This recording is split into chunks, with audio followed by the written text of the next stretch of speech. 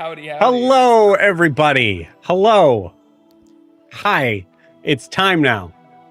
It's time. It's the D&D time. Hello, everybody. Welcome to It's a Long Story, a place where we roll dice, we tell stories, and we create magic.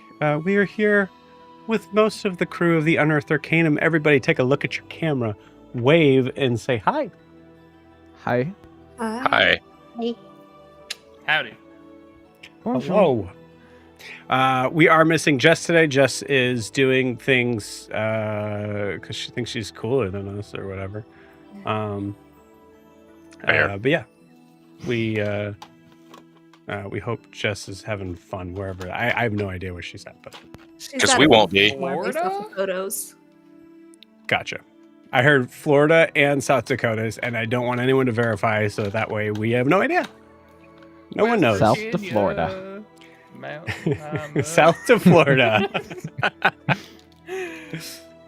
Beautiful. What is this? Hi, we're a D&D live stream that runs every Monday, Tuesday, Wednesday, Thursday, and Friday. This one, having 5 parties living, existing, and breathing for those that do in the same homebrew world, the wonderful, beautiful world of Estera. So welcome. We hope you enjoy your time here watching this. We appreciate it. Before we jump in, announcement stuff. I have finally been able to introduce some one-shots. So this month, I just have one for next week for now.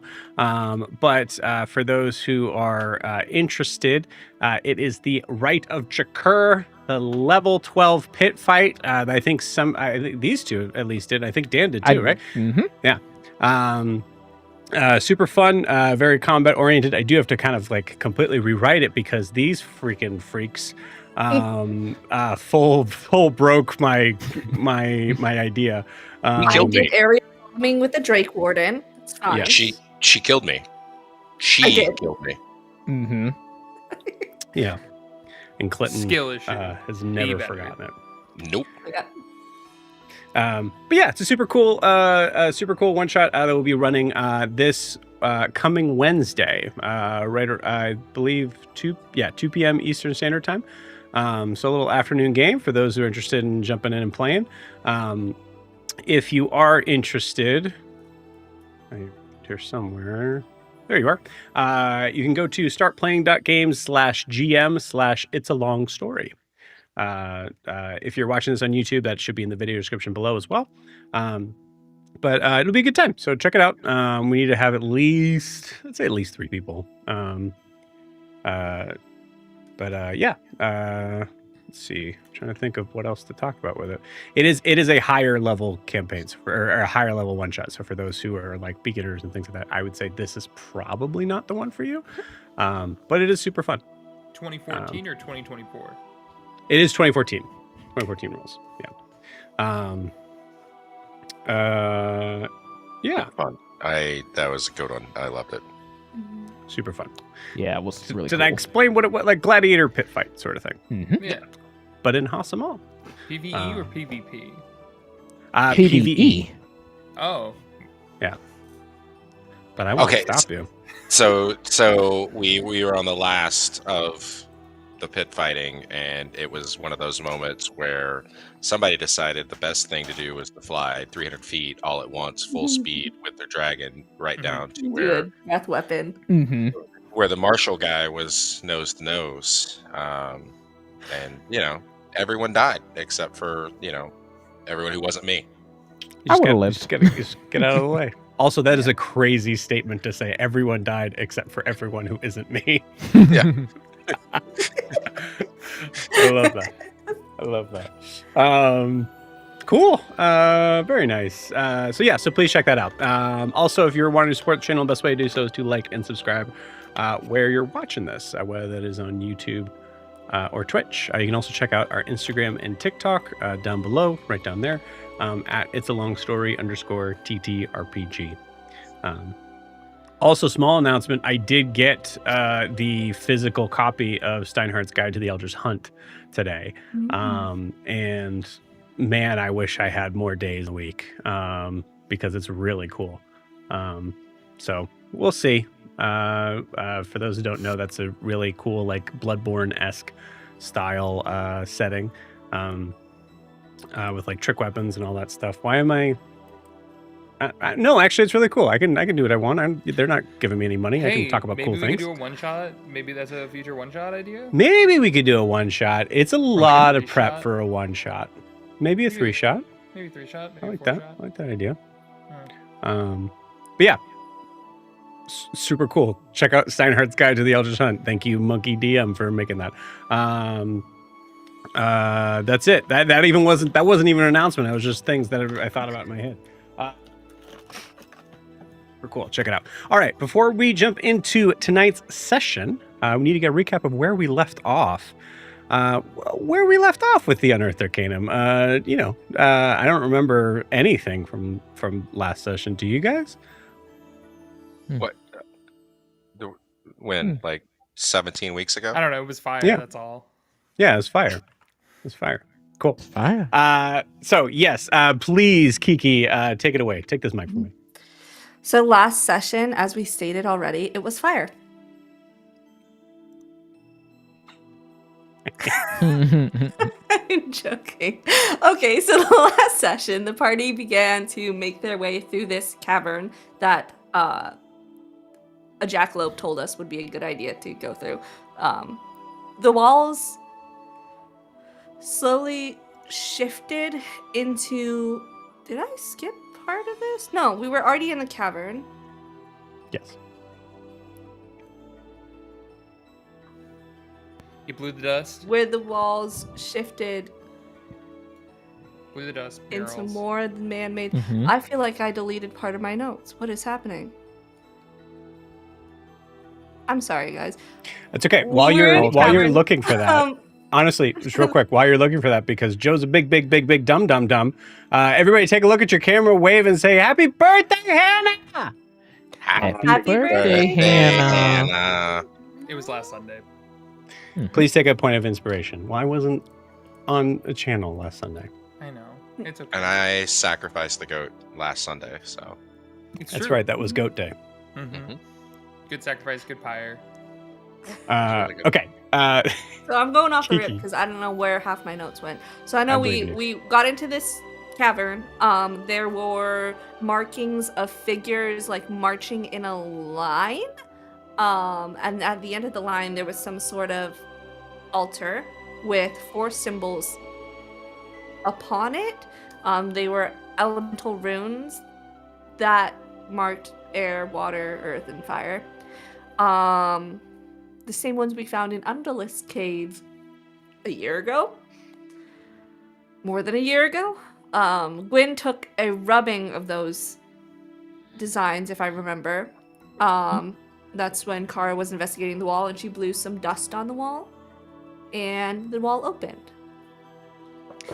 Now here's where my note starts. As they pass into the next area, we see more carvings. The figures are dancing in circles around the 4 runes. Prim is panicking because she is claustrophobic, as we learn. Remembering memories of the trial under the pyre. Io does try to comfort her. It's a very sweet moment, as he offers her his hand. The party comes to the next wall. Kara determines that it's the exact same as the one before, and she tries to blow more dust on it, and it doesn't do anything. Io uses shape water to throw foot water at it, and it opens. In the next room, we find more carvings that are more so sculpted than like in the wall. They look more humanoid, but not quite humanoid, a little uncanny. You can't see faces or features or details. The markings are also more spread out now. So we see air on the ceiling, water on the left, water on the right, fire on the left, and earth on the ground. I wrote left twice, so I don't know. Kara attempted once again to vibe check the wall with Prim's scarf this time, though. She realized, this scarf's saving me. Let me take it off. So she took it off and threw it at Ara because he was about to try to touch the wall. And then she vibe checked the wall again and she began to say, "It's fire." And that was all she could say for the next hour. But she didn't realize she was saying it, so she thought the rest of the party was just absolutely batshit when they kept giving her crap about saying it's fire. Taking this as a hint, Ara shoots fire at the door, and the door opens. The next room is incredibly plain. It's a far simpler design with just like stick figures. They're somewhat more complex, but there's triangle shapes jutting out of the head of one, kind of like antlers or horns, maybe. They're surrounded by solid blank squares. Alistair began to feel the water in his body boil with anger as Undulith rages at the representation, saying she should be on top. Alistair begins to try to draw the water symbol over and over and over again on the top, while Gwyn and Io stop him. Gwyn senses that there is something more to this story, that they're blanked because they are locked away and they aren't released yet. And she certainly wants them to stay locked away, so she walks past the glyph and heads straight for the wall. Eventually, Alistair also heads for the wall and just blows air on it, and it opens. As the scene fades, Miri wakes up, not far from us. She's a small, adorable as fuck jackalope barbarian. She knows that they made it, and they're not far. She rushes out to greet them, standing before the doorway that never opens. The party steps out into a field of mist, considering the puzzles they passed before. They find themselves standing before a massive bubble with cityscape within. Prim steps through, dragging the rest of the party with her. They find themselves briefly in Hostimal. As they try to consult with a local, he tries to run, and Kara attempts to grab him, but the bubble bursts. Then Miri makes a dazzling entrance, dancing on top of a bubble. She seems maybe subtly disappointed that the party doesn't quite take her introductions in a awe-like manner. Miri tells them that she works for the Dusk Queen and that this party, or I think, so I took it initially as this party is Dreamborn, but I think she was just talking about Kara being Dreamborn. I'm not sure. I'm pretty sure that's what it is now. Finally, when Kara is able to say something other than it's fire, she questions Miri about this Dusk Queen and her connection to the Violet Court, because it sounds kind of similar. We confirm that the Dusk Queen is not connected, different queen, different court. Miri explains that Dreamborn are born of possibilities. Kara feels a pull that drags her away, and she walks off in a different direction than the rest of the party, and Miri follows her, and then eventually the rest of the party follows her, and they come to this big tree with multiple colored ribbons kind of streaming from its branches, and this dark pool of water floating along its roots.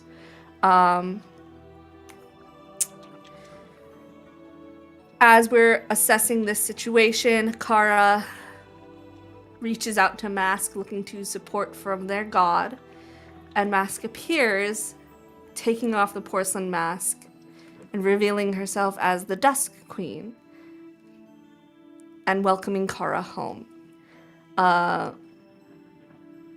Realizing that Mask is not who she thought they were and that they were the Dusk Queen this whole time, Kara starts to have a bit of a crash out. Eventually the queen tells her that what she needs to save her daughter is in the pool and that she needs the book to do it, so Prim hands her the book, and book in hand, Kara begins to slowly walk into the pool. With several very close saves pushed over the save only by Miri's bolstering magic, 2 saves that saved Kara's life, thank you Miri. Kara manages to swim to the bottom of the pool, where she fetches a black diamond. The entire dark waters of the pool are sucked into this diamond, leaving Kara at the bottom of what used to be the pool, which used to create changelings. And Kara is made aware that this is the end of the creation of maybes, which means there's no more changelings that can be born from this pool, as the stone now holds the myriad possibilities. The queen says she cannot follow Kara unless she wants her to, and that she will need to make a decision soon. She turns to Alistair, warning him that he will lose control of Undulith one way or another, that no god can help him. Alistair mocks that she's scared, and she agrees that she is scared, stating that since he's crossed over into this plane, he's become potentially the most dangerous thing in it. Prim checks on Kara, who's kind of frozen in shock, and she decides to settle down and wait for her to get better, with Ara standing nearby. Miri tells the party that there's going to be a party later, that she's going to go help get ready, but she has dreams for them now if they want to partake. Alistair says he would like to partake, and Miri leads him off to a dream. When she comes back, Gwen and Io offer to assist with party preparations, leaving Kara standing at the bottom of the pool with Prim and Ara watching her. Beautiful. Awesome. Thank you so much, Kiki. Anything else to add, friends?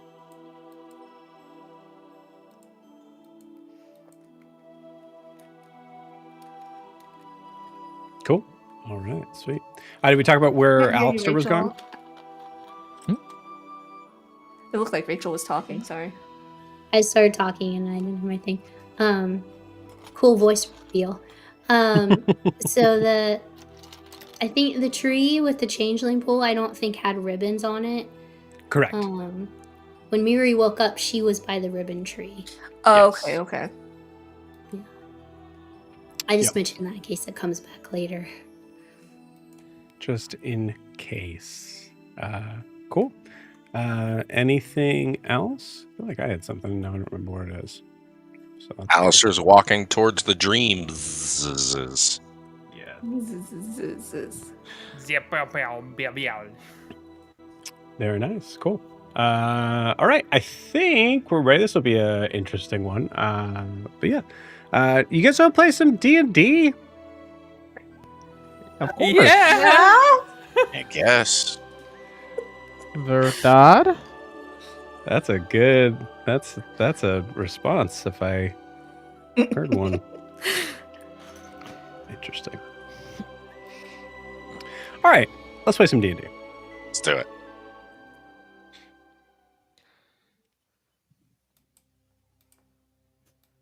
Pudding. Pudding. Bread pudding. You're silly.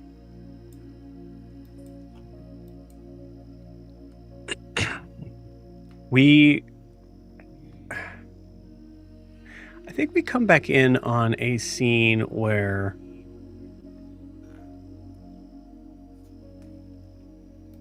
it starts out with just seeing this patch of grass, this field,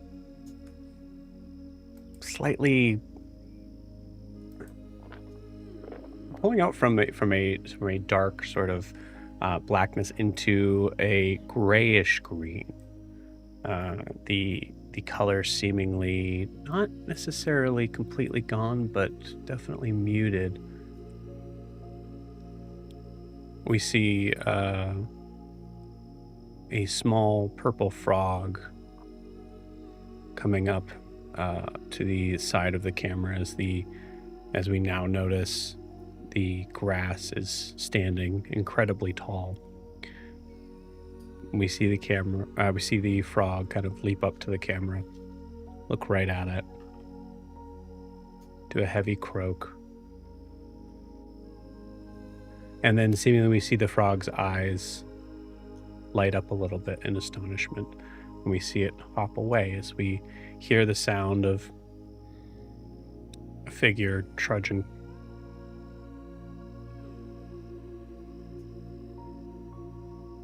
up through the grass, slowly, awkwardly. Alistair, where are you headed?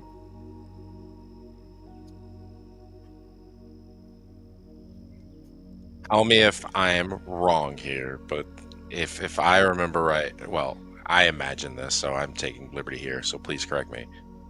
There's like a bunch of bubbles of dreams, correct? Miri pointed out a very specific one for you. Right. Yeah. And actually, I would say just, Miri, if you want to describe what the bubble looks like from the outside real quick. Yeah, you see a very large purple dream bubble, and you see some clouds and maybe a little bit of lightning that's kind of around the surface. It's like swirling around on the outside.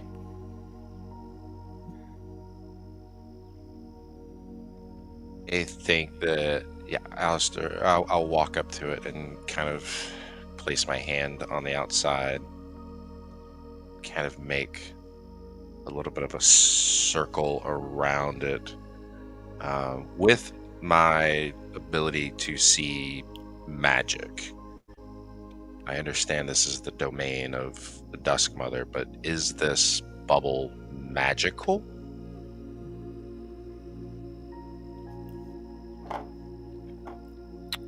Yes, I would say so. Yeah, so I think he's thinking about the conversation he just had with the Dusk Mother, and there's this sense of frustration on both parts. One, he didn't say all the things he wanted to say, but also he didn't like what he heard. And I think there's the studying of the threads of magic that encase this bubble. And then I think he stops and then fully steps into the bubble. As you do, we immediately hear the sound of thunder matching the lightning that streaks across the grayish purple sky. Alistair, you hear the sound of rain and the heavy wind blowing, but as you're standing out in the midst of looks to be like a sparse field, failed farm, nothing but a small cabin stays out in the distance. But even here in this moment, a very quick and confusing explanation was given to you on what this was. But you notice that even though you hear the wind and the rain, and you see it like it's distant from you, you don't feel it.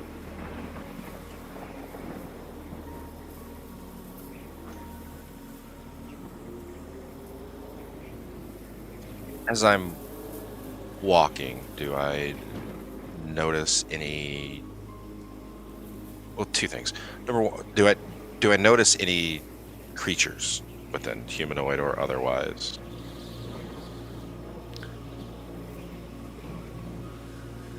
No. It's almost as if that point in the story where you feel almost completely and totally railroaded into the idea of the cabin in front of you. That storybook sort of thing of, was there other things in the path to grandmother's house? You know, that sort of thing. Yeah, so I continue to walk towards the cabin. As I'm walking or hobbling that direction, I'm gonna hold out a hand and just try and manipulate, or do I have the ability to like manipulate the stream? It's not mine, so I don't know if I do. Right. But just I'll try and create a small button in my hand, just from thin air. Okay. Give me a charisma saving throw. Saving throw, got it. Mm-hmm. That is a 12.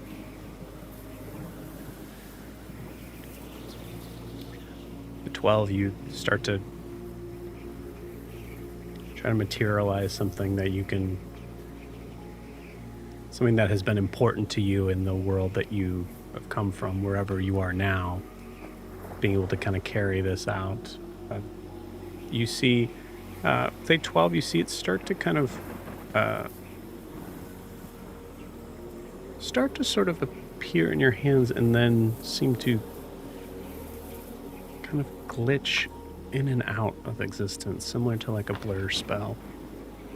And as you try to close your fingers around it, you feel nothing but the other finger.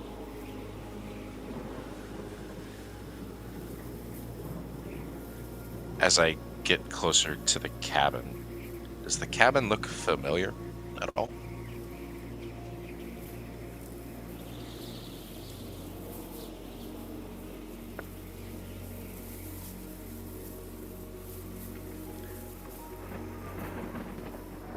Roll me a history check.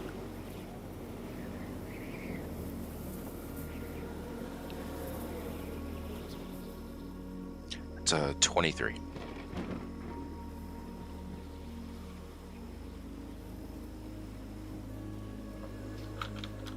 Does it look familiar? No. But you feel like you might have...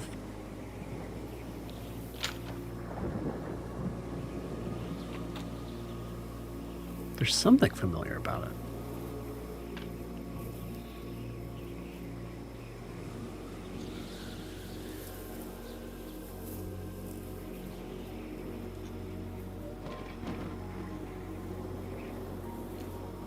Do you continue walking? Yeah. I think he does the typical, kind of steals himself for a second, and he is set on walking through that front door. Okay. It's a dream. Can't hurt me. Right. Give me a perception check as you start to open the door. 18. Unmistakable sound of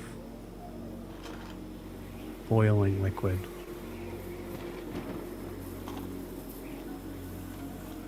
Footsteps, singular, inside. You hear a clearing of the throat.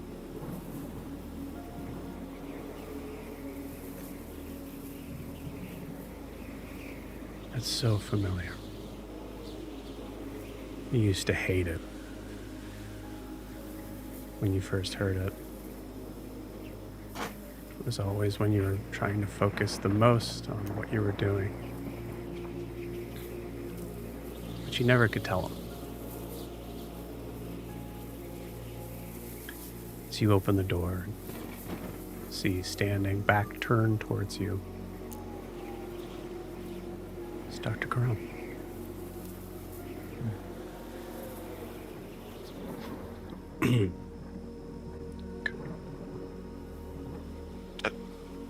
Dr. Karan? Oh. Okay. Turns to face you, big smile on his face. Guess that's what that mug there is for.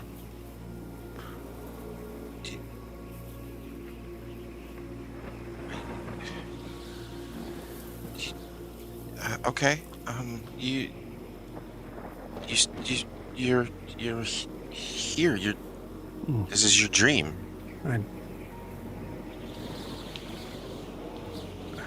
Having my dream respond back to me in the idea of telling me it is a dream.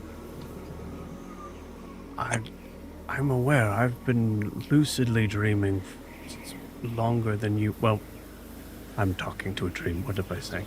Please. No. I made it.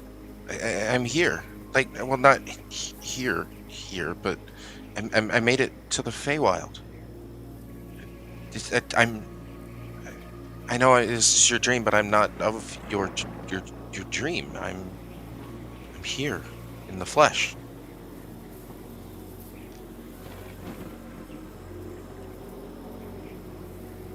All right.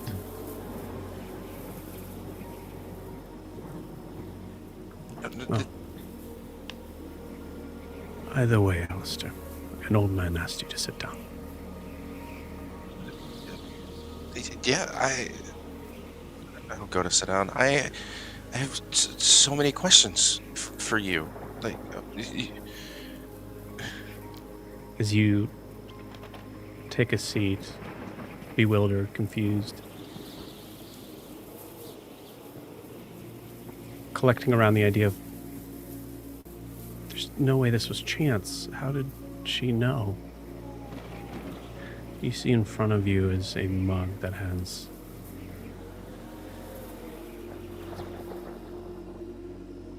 a very familiar mark of an A on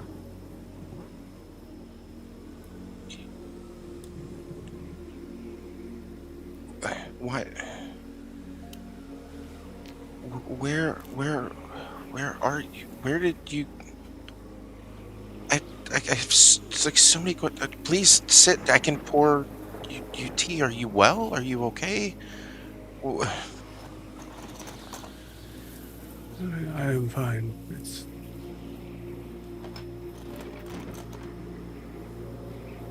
It's good to see you, lad.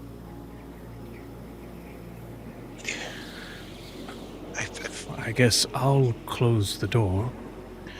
As he walks past you and shuts the door. But you're right about everything. There's so much in the Feywild. There's so many things going on. Dr. Kron, I met the Dusk Mother. And Gwen and Io, they're traveling with me right now. And we've met I met a fairy that could do rune magic. And he was teaching me the runes. And there's so many other like amazing things. Why didn't we ever leave the Ludus before? Why didn't you bring me with you here? Why didn't...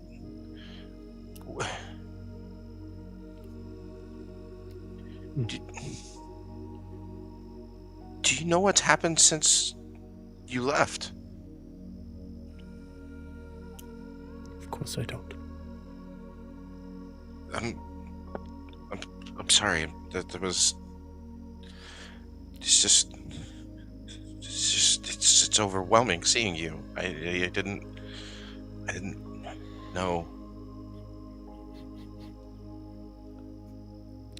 There's a moment, Alistair, that you are overcome with emotions, and it takes a second for you to realize that the window that you are sitting right next to, the open window, there is no sound of the storm coming through it. As soon as Karan shut the door, sound stopped. Roll me an insight check.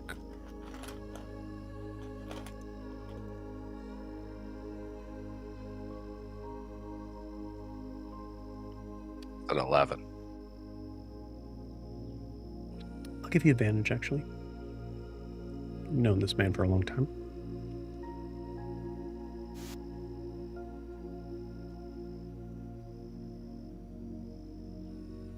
Oh, I have inspiration. Let me throw that last one. Okay. I have a 19. Okay. You're not entirely sure if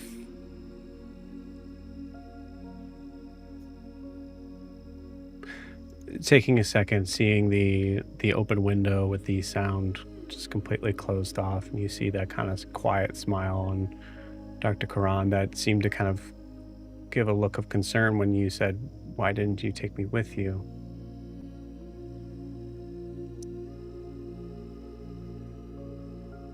You realize, even for someone like Dr. Karan, who was the person to explain the concepts of anything being possible, he doesn't believe you're really here.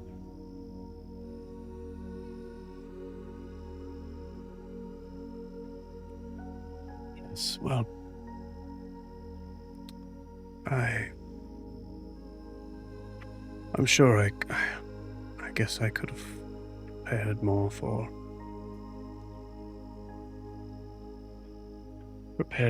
the journey, and in doing so, made sure you came with no matter what. I know you didn't. I don't know what that was, but I know that the Alistair I know would never do that on purpose.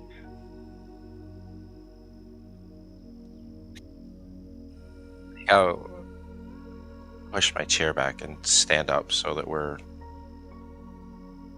nose to nose. Do you look at me? And I'll specifically open my eyes a little wider so he sees the purple flecks and blue flecks that now run through Alistair's eyes. The last time you saw me, you could never imagine the changes that I've gone through. I'm here. This is me. It's been months since you've been away. I don't know how I ended up in this dream with you. But you're not imagining. This isn't... I'm not part of your dream.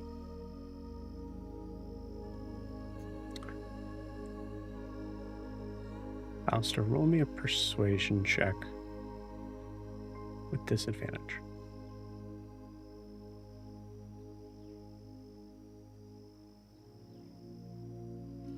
$14.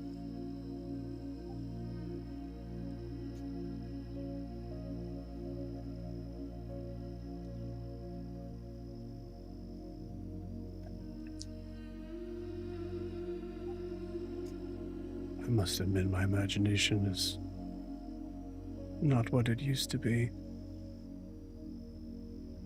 Perhaps you are.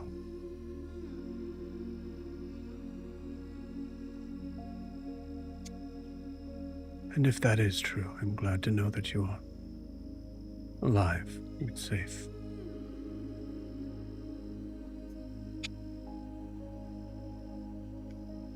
Safe And, is... safe is not the word I would use, Doctor. I understand that you taught me to trust your instincts, find evidence, logic. There's nothing I can do here that's going to convince you. I can't manipulate your dream. I can't convince you that I am real, but I am real, and I am here.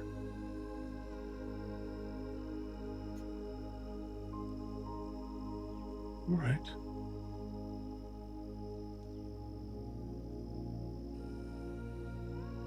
I believe you. I assume because this is a dream,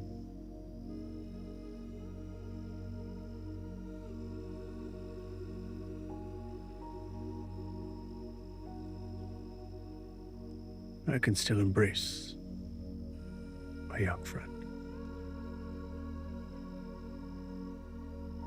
Yeah, I think he buries his head into his shoulder. Yeah.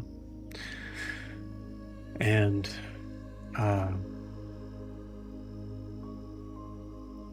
there is just a long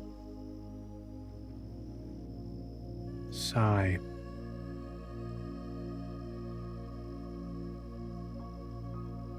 Alistair, give me a... You know what? No. Tell me what's going through Alistair's mind right now. Man, it's Alistair's mind. There's joy at seeing that Dr. Karan is at least still alive. And I know this is a projection of him in a dream, so his actual physical appearance may be different or the conditions he's in, but he's just happy that he's alive. But he's also angry. I mean, regardless of how they were separated, he still feels like it was Dr. Kron forced him into that situation. And then there was the potion, and just so much that Karan didn't prepare him for.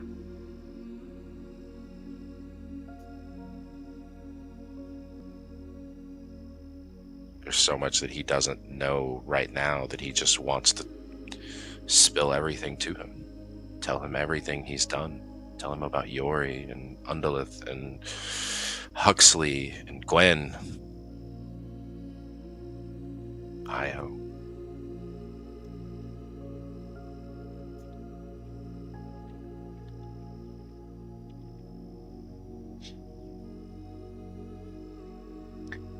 Think all those thoughts, emotions, feelings. There was no preparing. There was no time to jot things down, to collect your thoughts, to be able to set out an outline of everything that you wanted to say. And it's all coming at once.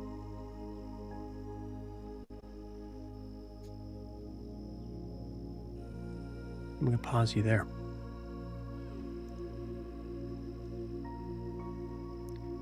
Miri, where are you heading? I am, after dropping Alistair off at the dream bubble, I'm going to head back to the gang. I assume Io and Gwen are waiting on me. And I look at Kara, who's standing in the pond. Not really sure what to say to her. I'm going to say because you're on your way back, right?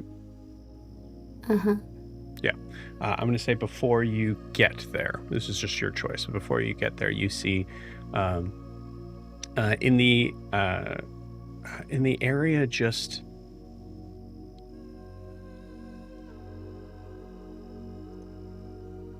under the ribbon tree.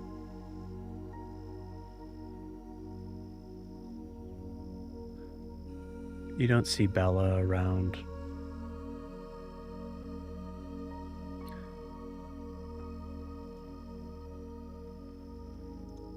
But you do see them.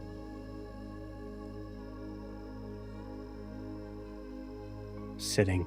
You can't remember the last time you saw the Dusk Queen sitting anywhere, besides maybe at a table for a special occasion. They seem lost in thought.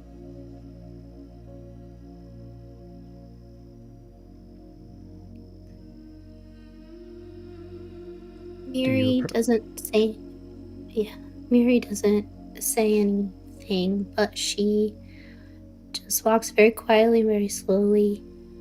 Even though she might be taking some liberties, but she goes and sits down on the ground next to the Dusk Queen, sets her hammer down, just kind of puts her hands on her knees and just sits there next to her.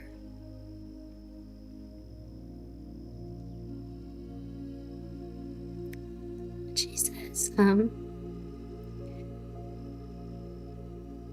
this wasn't what I expected.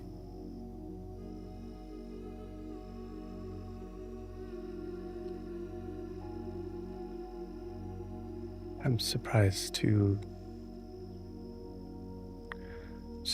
hear that you expected anything, Moonblossom.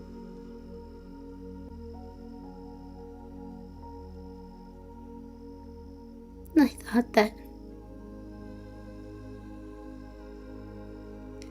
thought that she would be happier to be home and to see all of us.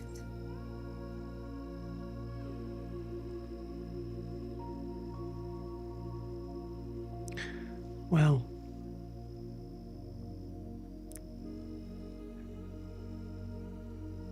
things are different where she grew up. She had a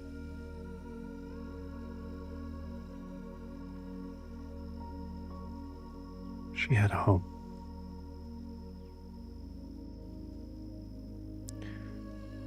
And it was taken from her very suddenly.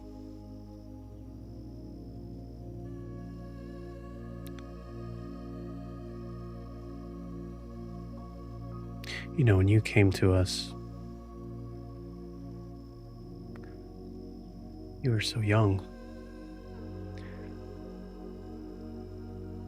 Do you remember anything about your home before then?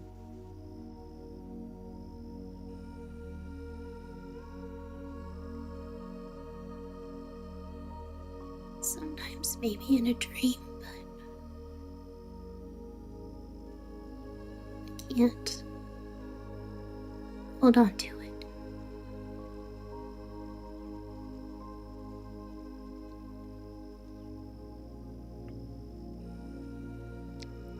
I guess it's kind of like that. She doesn't remember this place. She shouldn't. She was a maybe here. Did we hurt her? You see her kneel down to you. Her form, their form, becoming smaller to match you, taking your tiny paws in their hands. You absolutely did not.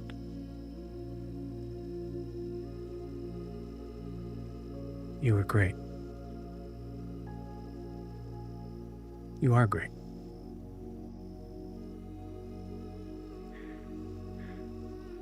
It's just very complicated.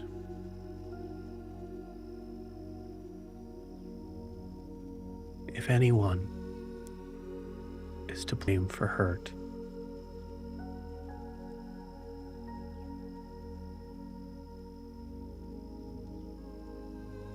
well, I guess it's me.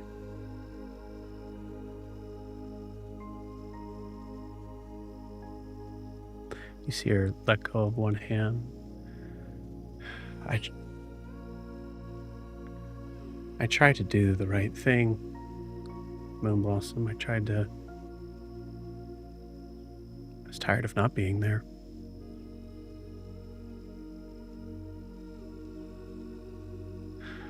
And I'm sorry, I know I've been absent more here as of late. I assume you all have gotten into a lot of hijinks with me being away.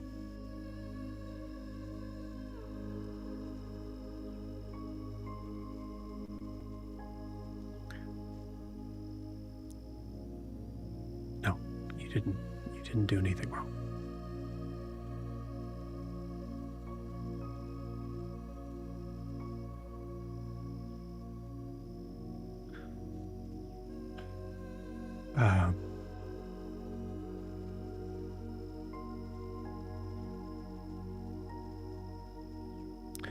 Why don't you run along? You can tell the others where to go or to help prepare you for the party. I don't know if I'm going to be attending just yet.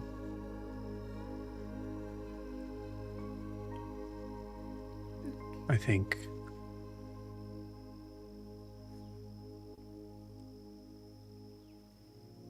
if she's even willing at this point, I think Kara and I have to have a talk first.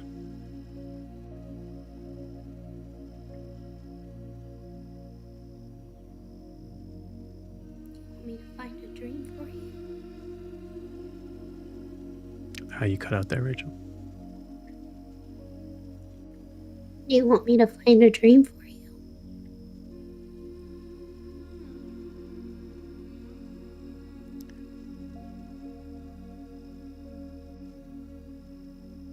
No. There's no reason to escape this anymore. Thank you.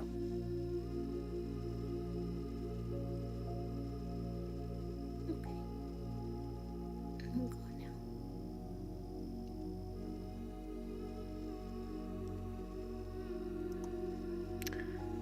As you head back, we hinted at this, I believe, in the beginning of last session. You invited, I believe, Io to help you prepare for the party. Yeah, so I was going to go back because I think they're all still there. So Mhm. I was going to go back to get Quinn and Io, but I don't think I got an answer from Prim yet on if she wanted her dream or not. So yes, I think we just cut to that scene. That's where you are. Prim, have you decided?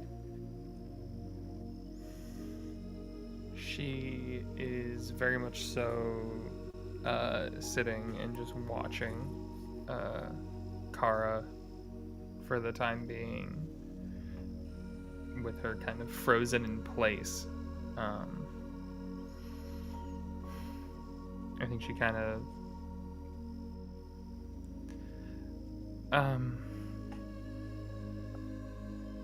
maybe in a bit.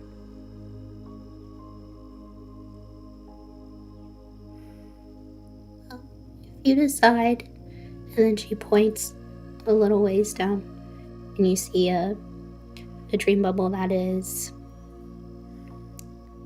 like a golden yellow light. It looks like if you walked by like a cozy bar or a restaurant and you looked in from the window, you can kind of see like shadows of people in there.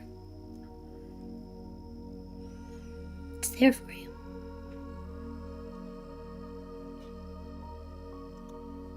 Thank you.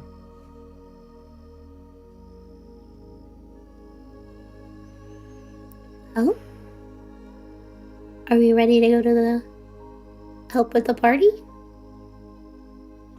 Unless you've had a change of heart since I came back too and you want some dreams. Nah, Look two-step. at Io and Gwen. Nah, two-step. I'm ready to go ahead and help out. I gotta keep busy with stuff. Can't slow down. I would love to learn more about your crazy world. I think I'm gonna do better there. Yeah, I'll come with you guys.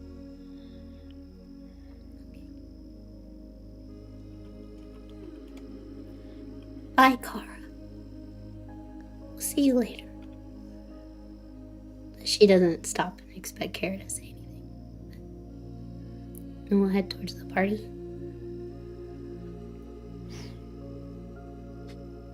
Okay. Rachel picking the perfect time to lose her voice. It's so good. It makes it so much worse. Oh my god, my heart. Sorry. It's so good. It's beautiful. Okay, so Io and Miri, Gwen head off, leaving a emptiness in the space from Prim to Kara. Prim, you sitting on the edge of the bank. Kara, you still standing in the middle of what once was, clutching something that now is in your hand.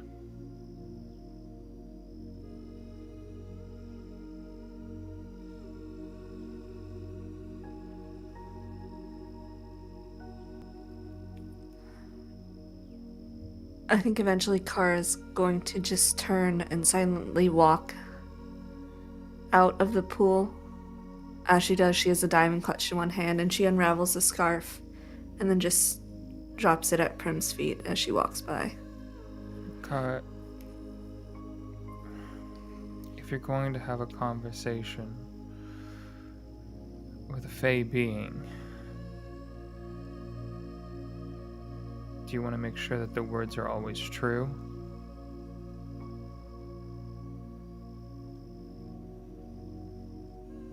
She can't affect you with this.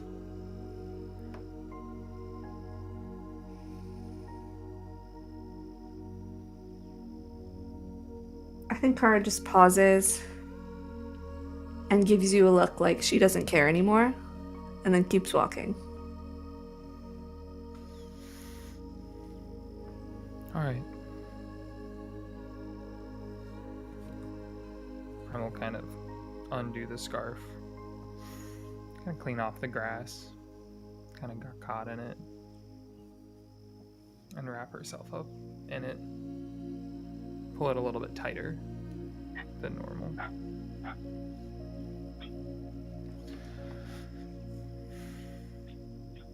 She's just gonna stay there.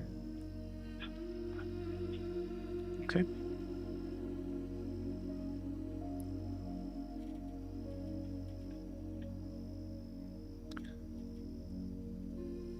Scene cuts to Kara, behind Kara, walking. There's this strange sort of feeling, Kara, as you're walking somewhere. The idea of just the not caring anymore, and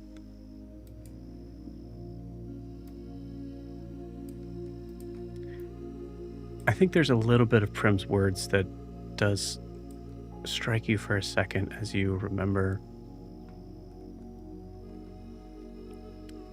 You remember the last time you learned of someone who was able to manipulate you so freely. Had the ability to.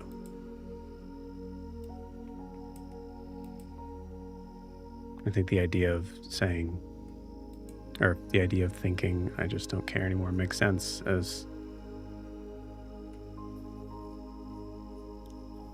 the idea of having any trust in anyone right now seems difficult.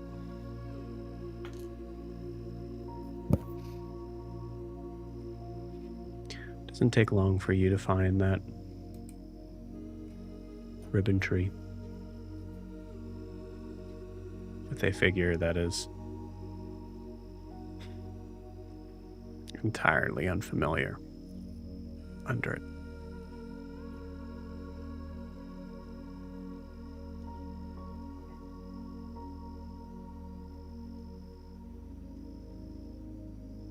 She's gonna walk up, and if the Dusk Queen's still sitting down, just sit down next to her.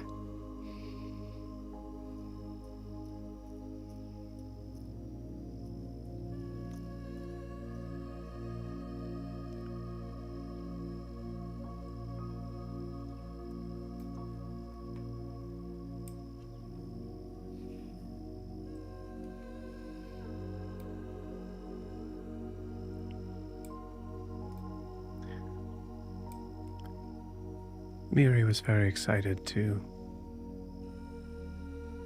meet you all. I assume you could tell.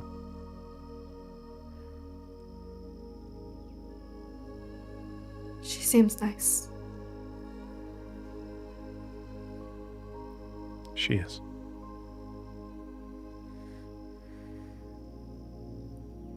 What do I call you?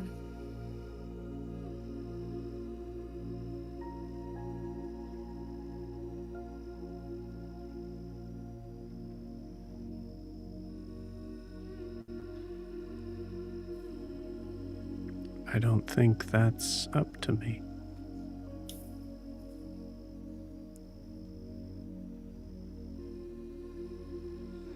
If you're asking what my true name is, it was lost a long time ago.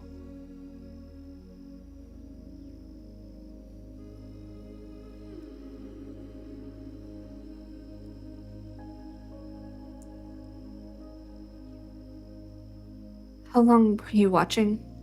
My whole life? Was it? Did you see everything?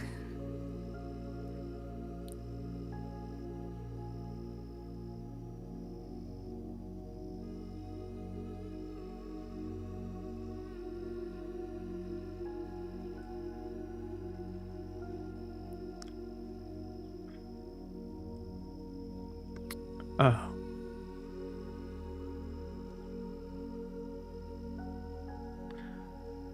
There's a lot of you.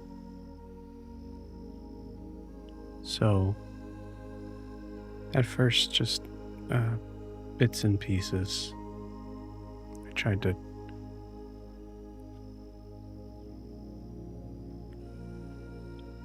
to check in on everyone.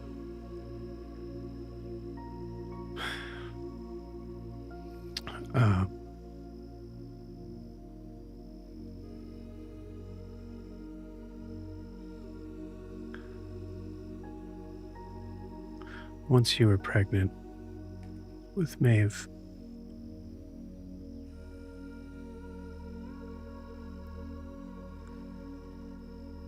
that was when I knew. Not everything, obviously, but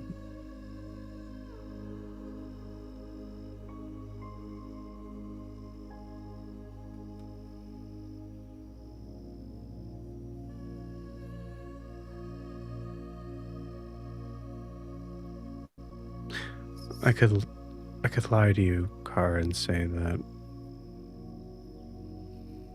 I didn't have the resources to intervene. It would have been, to be honest, it would have been difficult.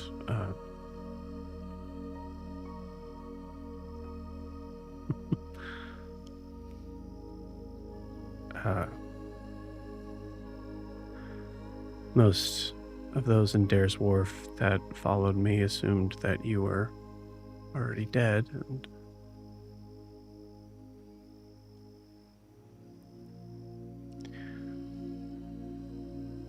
and Tamar was very young on his journey. All I needed was a whisper, a sign. I could have spared them. I could have sent them away. I could have been there in their place.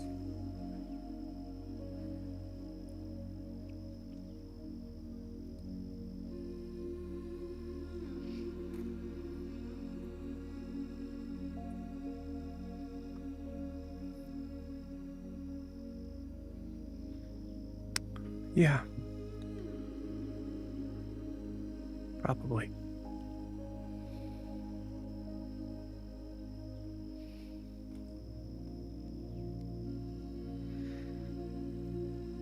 There is a very good chance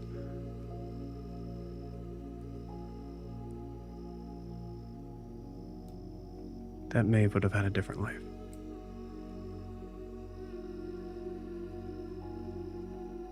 One for sure without her mother. She would have had Carter.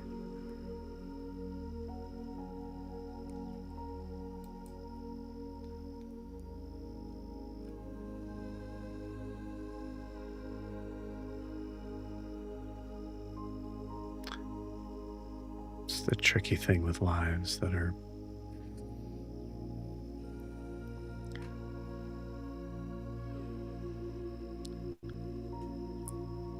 you were fated to be here. I know how that sounds. I know that's no comfort at all, but I say that only so that you know that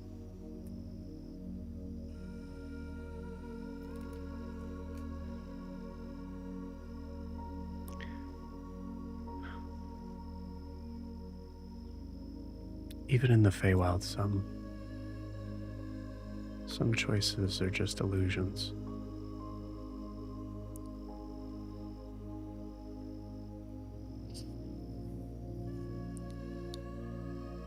Kara's gonna hold out the diamond. Is this why the queen came for me? Is this why she has the wild hunt, why she steals Fae? Is she trying to find somebody to acquire it?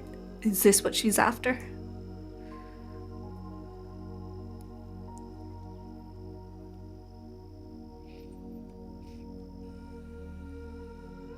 Yes.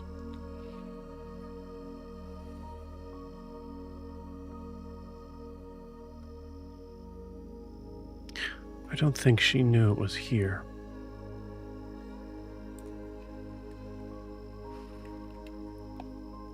It was...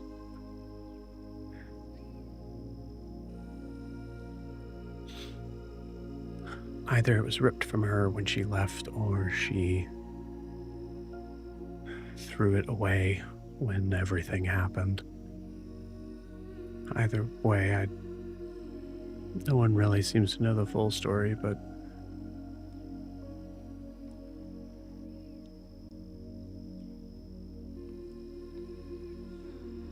at a certain point she accepted who she was and wanted to make sure that, I don't know. There's many different versions of what happens next and for what reason. I don't know if she wants it to hold on to someone. I don't know if she wants it to make sure that no one can get in her way.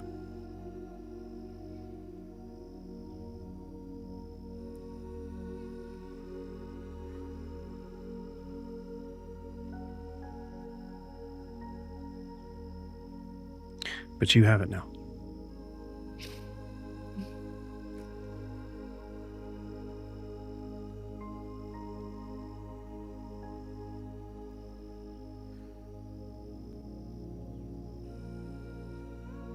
Now I just have to find her.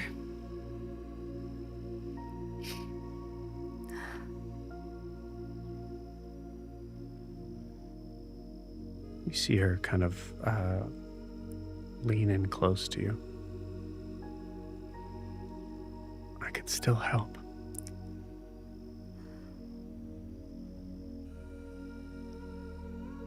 I feel like I should hate you. I want to hate you. You could have done something to save my husband. But you could have come sooner. You should have come sooner. But since you've come into my life,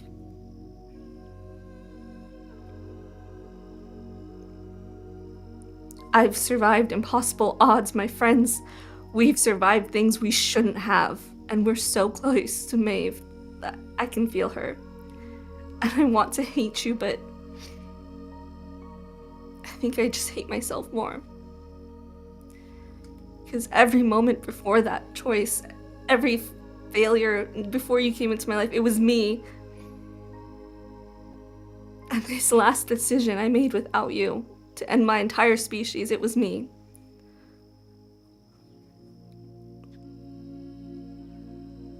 So maybe I'm the problem in this situation. No. I don't know how not to hurt people around me. Everyone around me ends up lost, dead, gone. Not since you came here, though. They're all still alive.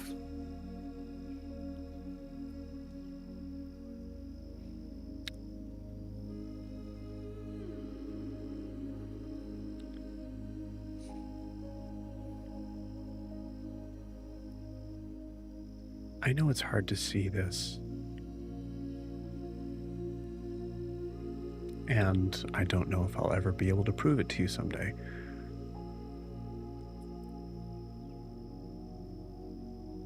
I don't pretend to know a lot about mortals besides the ones that pray to me. And even then.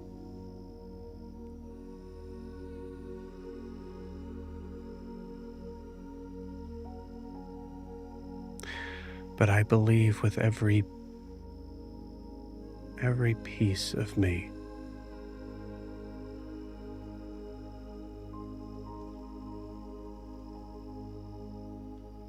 that if Carter could choose whether or not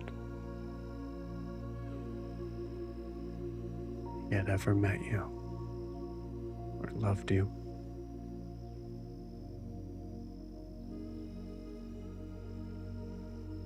knowing the outcome,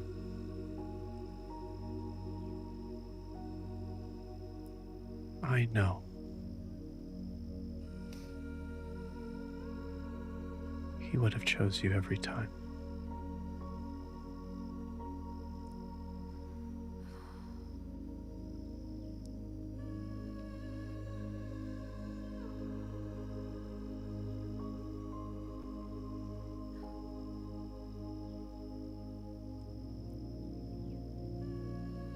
I swore my faith to you in that forest because I thought, finally a person I can trust with all of myself.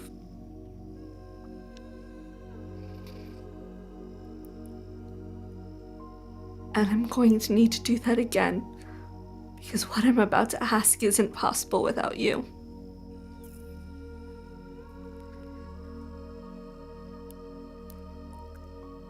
I don't even know if it's possible with you.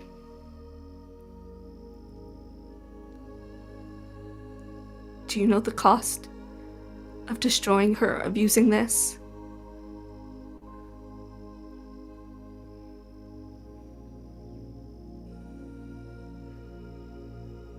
She stares at him.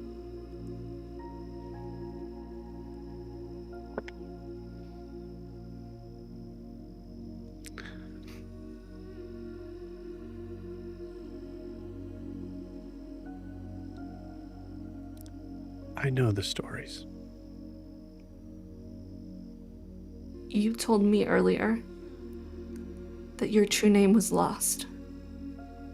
When a true name is lost, is it just you that loses those memories, or are you wiped from the minds of all who've known that name, known you? How much of you is lost? How far does that loss go?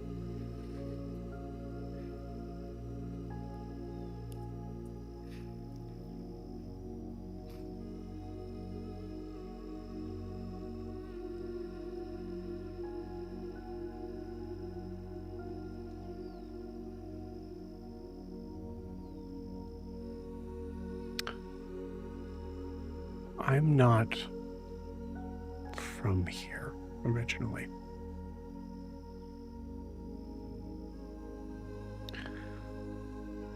If I was, this would be a very different relationship.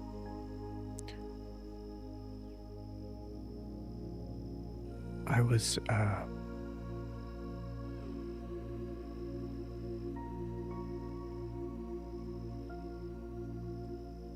a muse in Celestia. Some call them dream angels.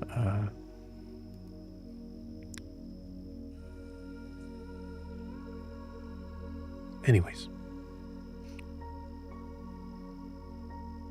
something happened, and I lost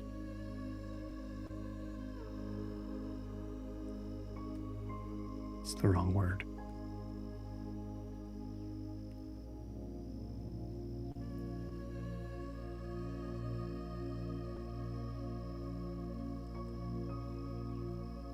I had something taken away from me.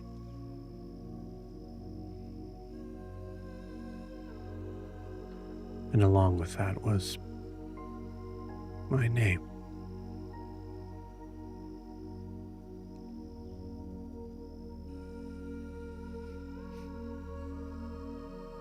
I don't imagine there's anyone in Celestia that is aware of my existence.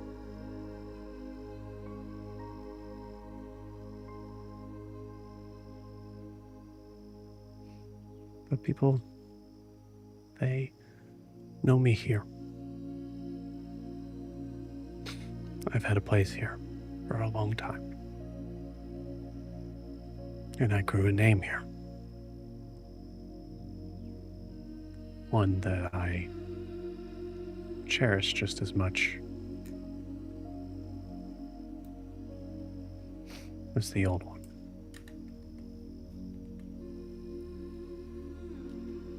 I need you to do me a favor. And I don't know if you're capable of doing this, so if you're not, please just... Yes, I'll know if you're not.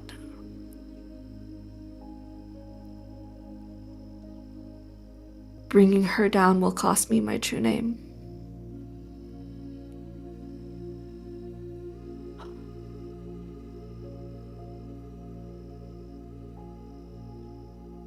So I need you to, if you're capable of this, I need you to split who I am. I need you to hold on to the other half and keep it safe. And when I've destroyed her, bring it back to me and make me me again. I don't know if you can do that, but I need you to take Siobhan and her love for her husband and her daughter and the knowledge of what happened to them. I need you to take her and shape the identity so I don't remember what happened before I got to Eriscar, so that I know I did everything to get my daughter back. You can shape those memories so that I was always a loyal servant of you, so that when you return to Siobhan to me, we'll be together again. Do this so when I lose what I'm left with, my daughter will still have a mother. In order for this to work, I need you to leave me as Kara. But you still have to ingrain like a deep need to save Maeve for some reason, to destroy the queen. I won't remember Eriscar, that'll be Siobhan, but I'll need your help shaping my memories, convince me that this is the fight I'm fighting. And when I lose the diamond, when Kara is destroyed, my life before Eriscar, everything between losing them and arriving here will be lost. I'll lose Hadrian, my knowledge of the time with the party maybe, but you can guide me to know that they help me, they're important to me, at least the party. So then Maeve will still have her mother.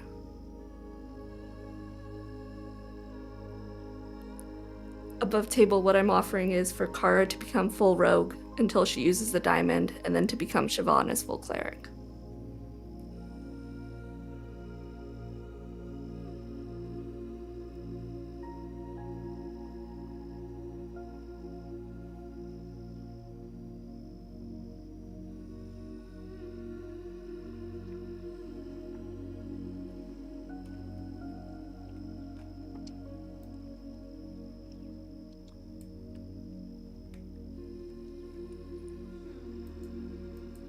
Roll me a d20, please.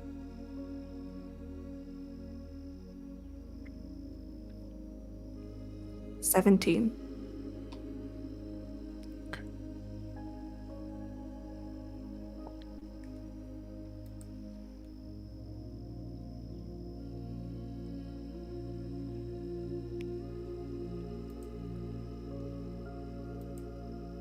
I think I was too scared to have the dice cam up. Because 17 was the DC.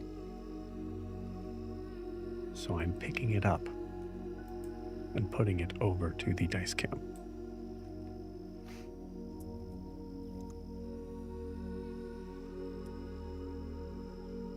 It's an 18.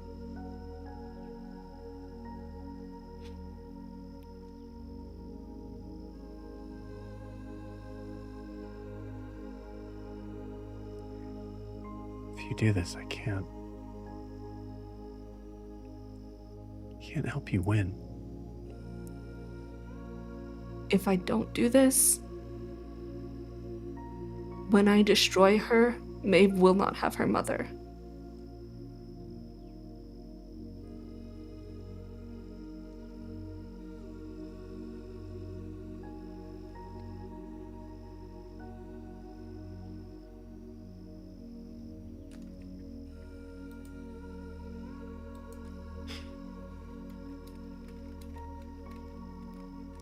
I don't know what this means for Siobhan when everything's all over. I don't know where you'll go.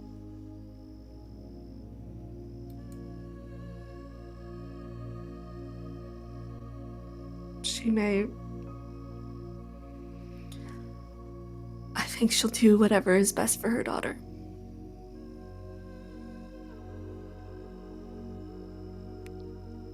I mean, after Kara.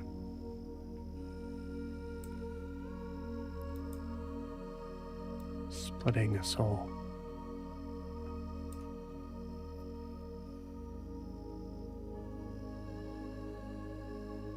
You can't...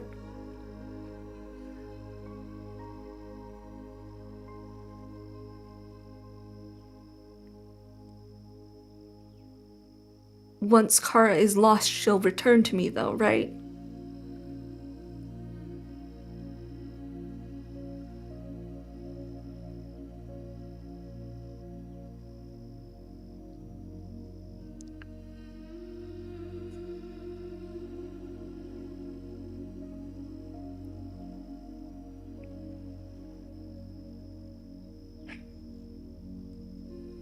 I don't think This so. doesn't work.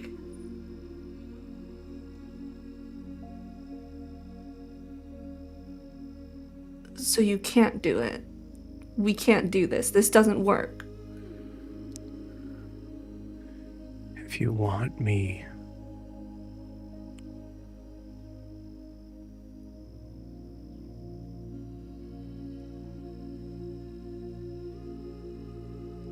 if you want me to keep Siobhan, I can find a way to give her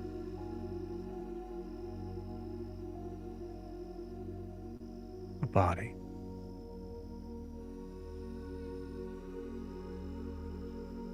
She'll still have half a soul. She'll have the memories that Siobhan has.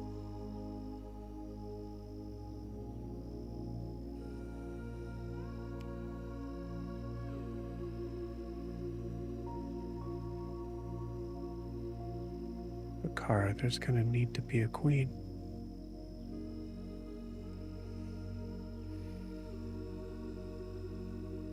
Why does there have to be? There wasn't one before the diamond.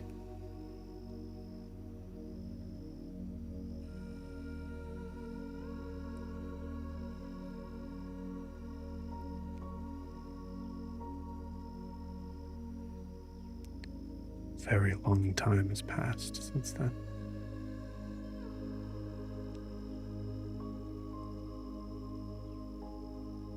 Generations. Laws. Courts.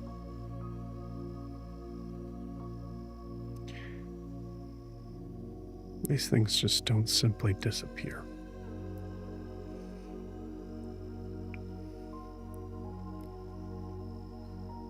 Then Kara will become the queen. And Siobhan will be safe with you, waiting for the party to bring her daughter back.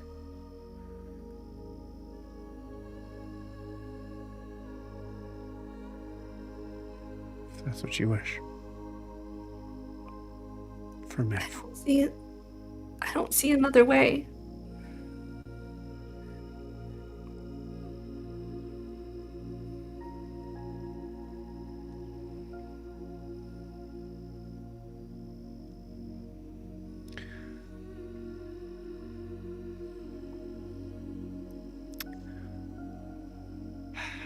I know.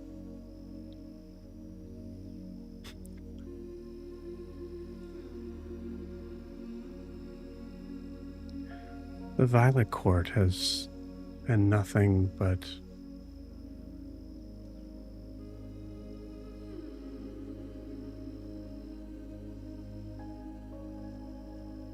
a burning effigy of what is dark about this world, about existence.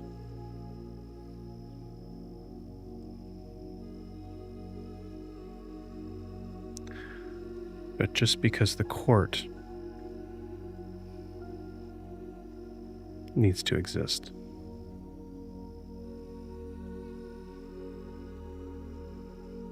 I don't think it needs to be ruled the same way.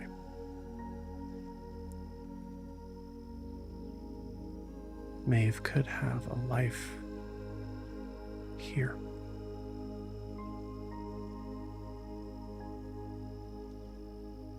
With you. But I wouldn't know I'm her mother.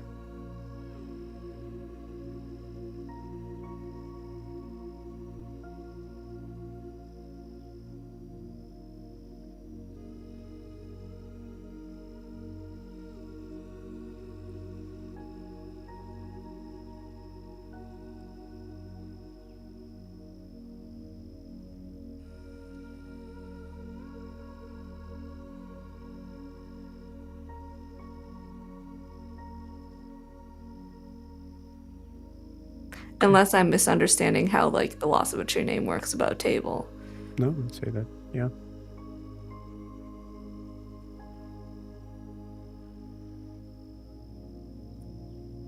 What good is ruling a court when you don't remember the person you came to save?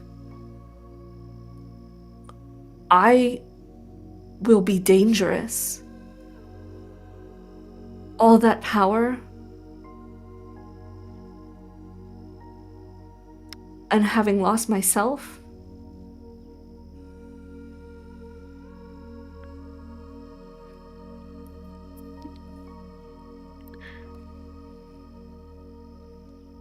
There is a third choice. And it doesn't involve me coming with you, so I'm not crazy about bringing it up, but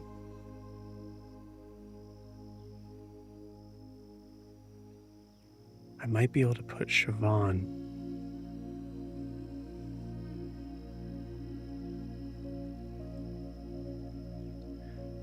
if there's something to be done in allowing the Queen of Air and Darkness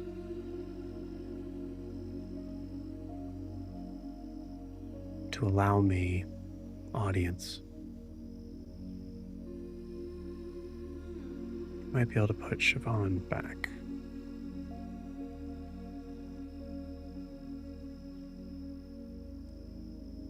Into Kara, or what once was Kara, allowing you to have a full life. You'll live forever.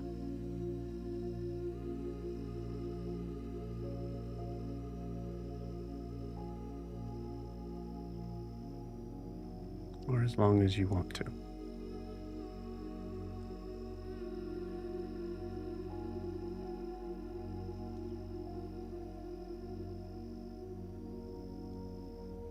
I don't know what's there for Maeve.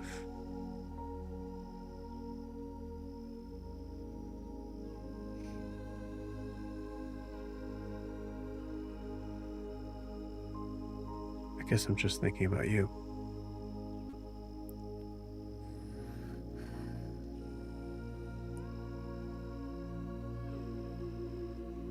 Do Fey deals bind beyond the power of a name?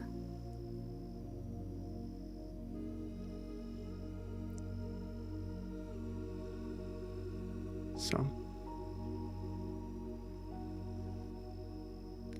So what if I made a deal? the moment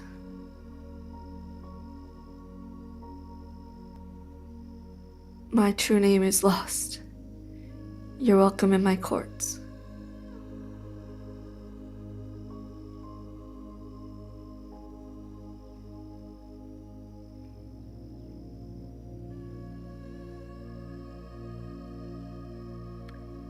Is that truly your wish?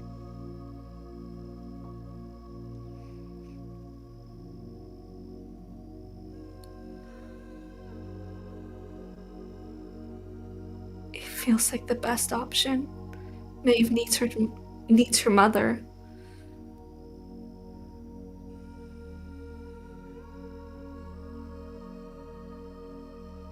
As do I.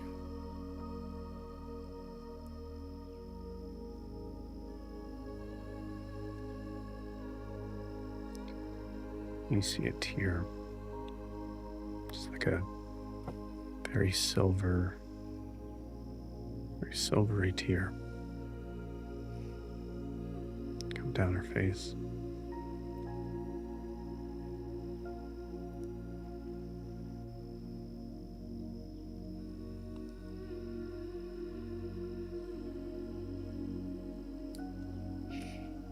Okay. But I have one request. Okay.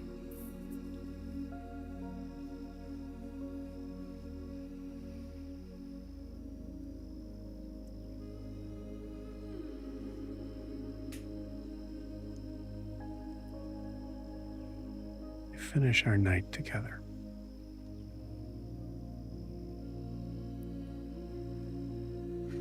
I'd like that. I think I'd like a chance to say goodbye to the party as me.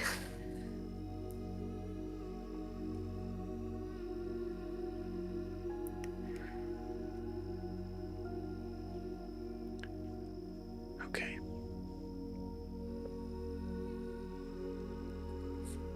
Then no deal yet.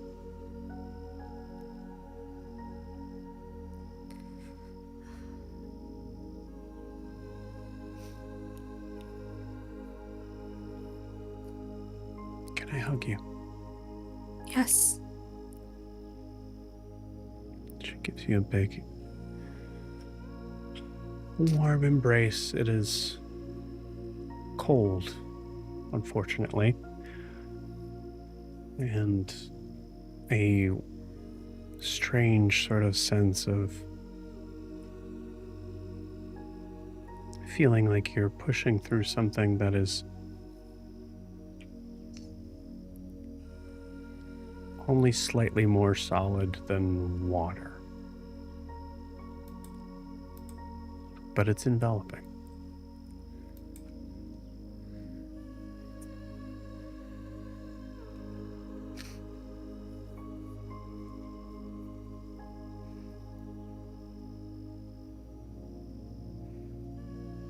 She lets go.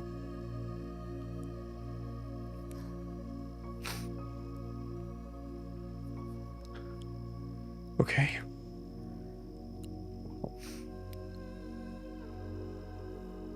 We have a party. Okay.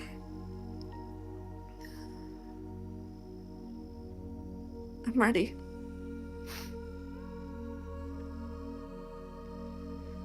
No, you're not. No. Miri's planning it.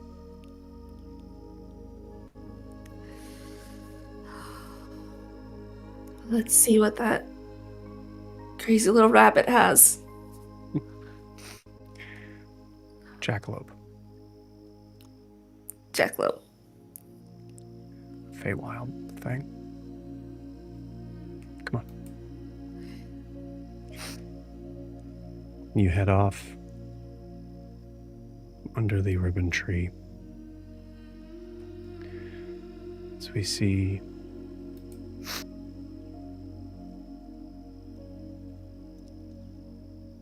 that's Miri, my bad. As we see a moment where almost as if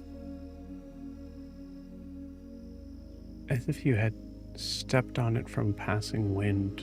A silvery ribbon slips out from under your foot.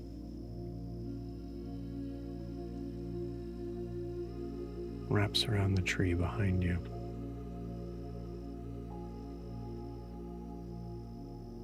Claiming its place there. It's a memory of a deep-seated emotion.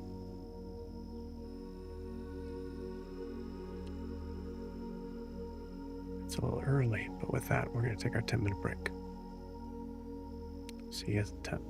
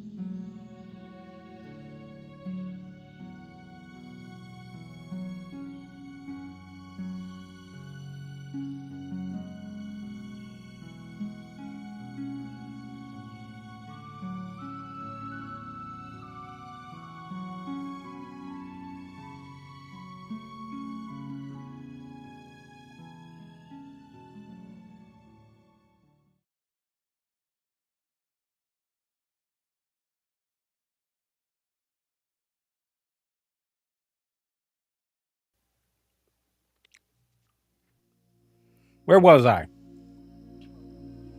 Flying with pants. So there I was. Sorry, there is a crazy hair in my mouth. Okay, I think I got it. Prim. Oh, hey. What are you doing? I think she's sitting under the tree for a little bit right now. Kind of feeling the grass, feeling kind of just this place and what it was. And she's real tired. It's been a long day. I think probably after about like 5 minutes, she'll stand up and walk out of the pit.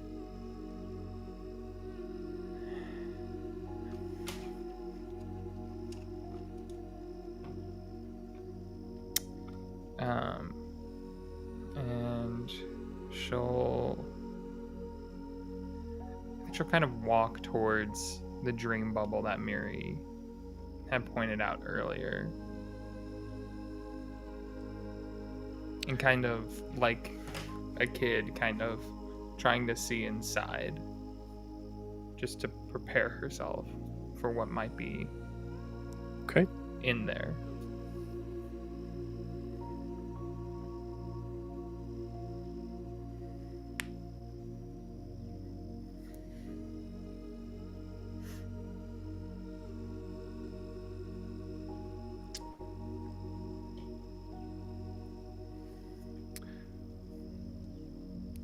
Give me a perception check.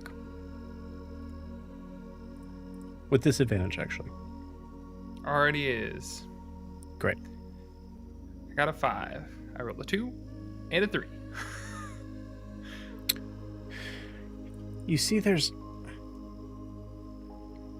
a lot of golden light that seemingly might be sort of spatially getting in the way. As you see just this kind of like hint of an image, some sort of building, but it's really hard to make out. And as you're trying to concentrate,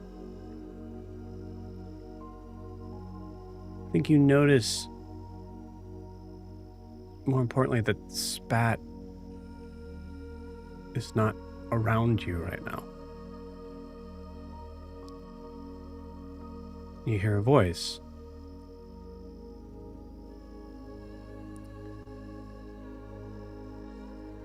Thinking of escaping again, are we? Oh. Hi. Hi. No. Just curious what maybes were here. Why? Why not? Why not? Prim, I am very aware of who I decide to do business with, and you have been an utter and deep surprise ever since. Looking at what may be what truly doesn't matter. Is this the same person that traveled from the family to Dare's Wharf to get information on how to get back to Adelia? All the times that you were beaten by an old Earth Genasi. You don't deal in maybes. So what's going on with you? I'll pretend that I care.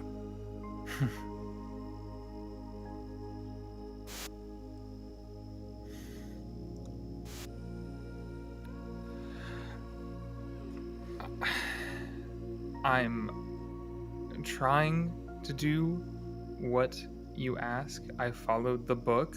We got the diamond. We what's going on with me? Ever since I've entered the Feywilds, it has been unknowing and unnerving. Feeling like any step I take forward could lead to me stumbling down into the brambles.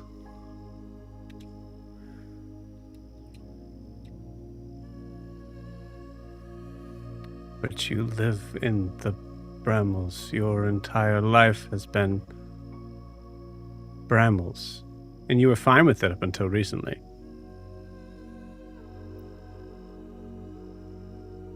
Someone showed me a life not in the brambles. Oh. You found love. I found a very hot seamstress. No. You found love. Let's call it what it is. You silly... Oh. Of all the things that the Feywild has created, love by far is the stupidest. The Feywilds made love? Wait. No, we'll stick with that. Yeah, where did you think it came from? Or what were you taught came from? Oh, it was like a primal urge thing that like with like two people, and it was this whole thing, and No, dear, that's sex. that makes a lot of sense. My mom was not very coy about it, so Yes, well, sounds like someone had their priorities straight. The idea of love exists so that we can... So that we can be fine with the one person we choose to spend the rest of our lives with. If you decide to do that. Anyways. You know, of course, that is absolutely ridiculous. What are you going to do after you and this crew have gotten everything you want? Are you going to just stay here in the Feywild? maybe. I thought about it. But I want to find Owen too.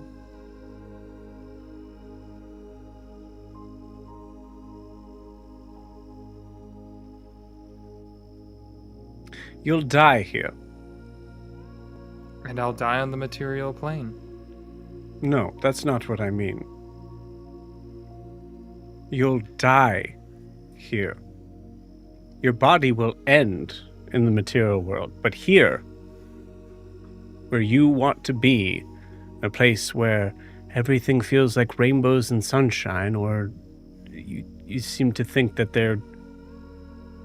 if you're in a place that has no problems, no cages. You need the cage, Prim. You need something to fight for.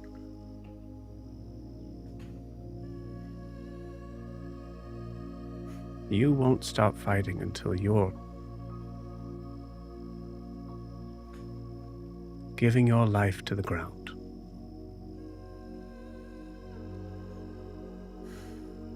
The sooner you realize that, the sooner we'll really be able to get to work.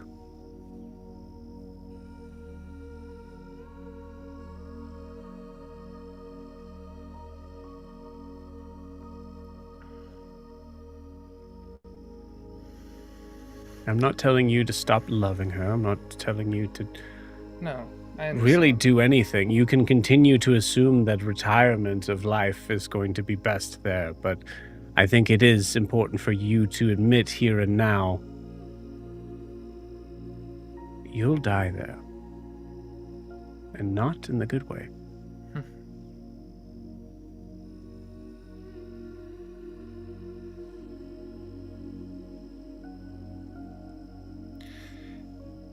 You're right.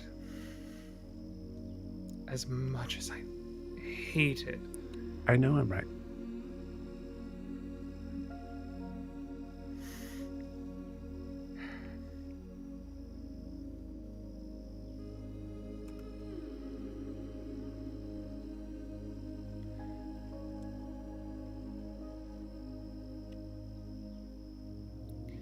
Yeah.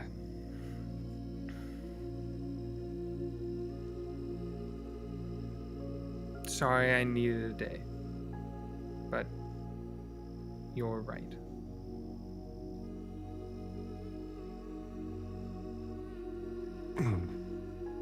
I need to fight.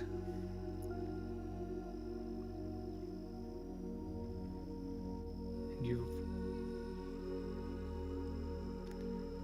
put me in a cage as well. And that's okay. I'm not gonna fight you. I put you in a cage. I put myself in this one. Yes, you came to me. You need the cage, Prem. And that's okay.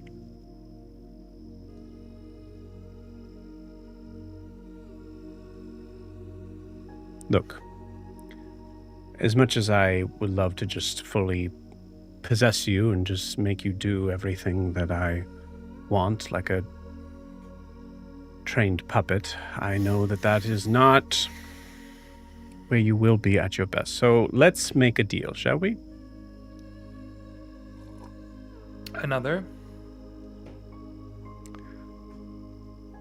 Yes, this one.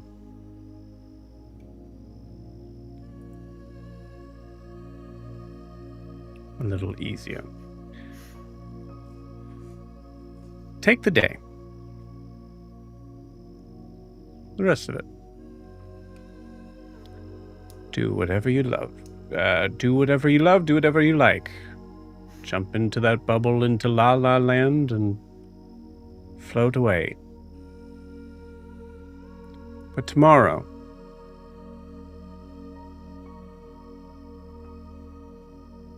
you're with me. Because I am the one, and the only one, Prem, who knows what you truly need.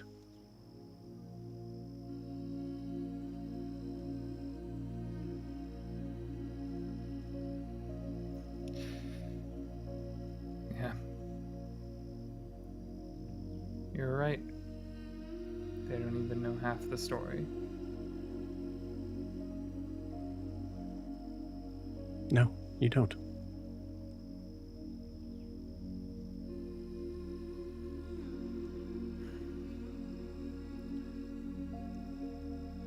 Take the day, go along. Spat! You see Spat kind of crawl up onto her shoulder.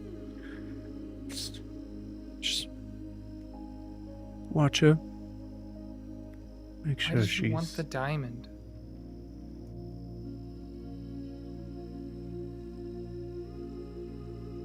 We made a deal. Take the day. You're either here or you're there. Be there so that you can be here.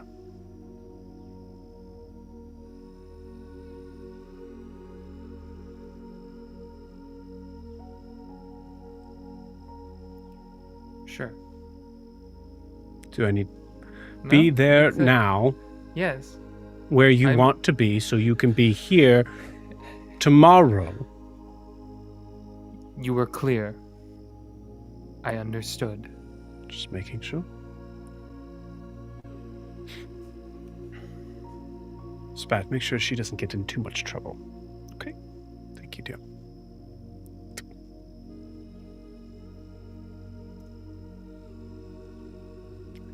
Have fun on your day.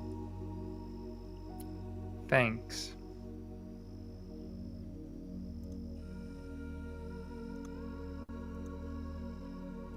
She disappears.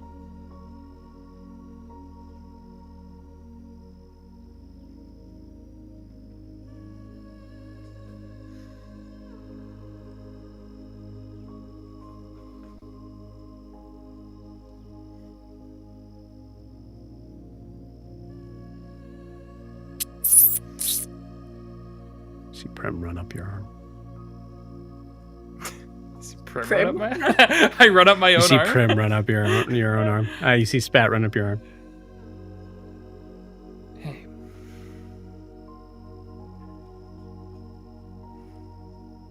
Give me an animal handling check.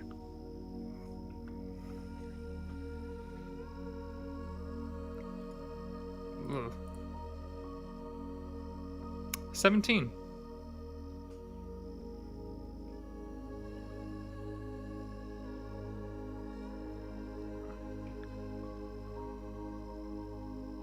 As you go to pet Spat, you feel Spat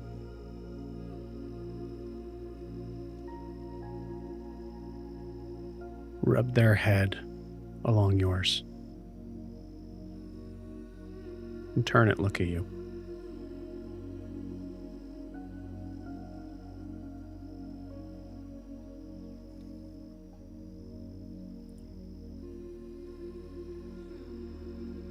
Its eyes are giant and cute in a weird way.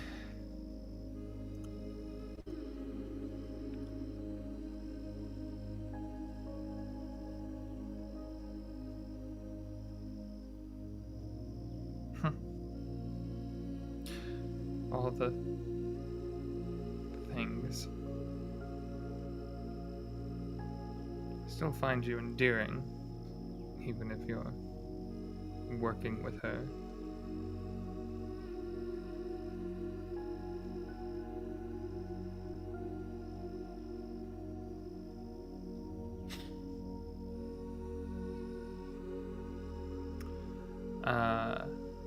I think at this point she steps away from the bubble.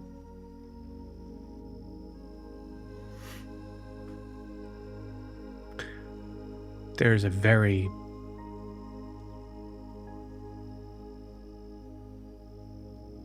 strange moment that happens with Spat as you step away from the bubble. You see Spat just kind of twitch, convulse a little bit.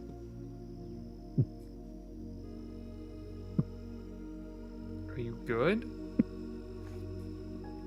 Starts like patting. You know where it comes from, the tail. Yeah.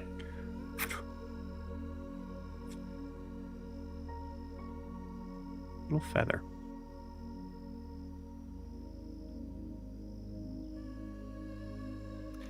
What color?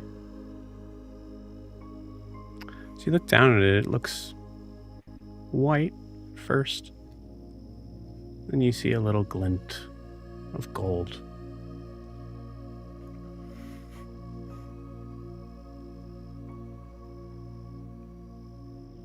She'll pick it up. Clean it off. Prestidigitation. For sure, yeah. It's kind of a shaking motion as it like... You Polaroid it. Yeah.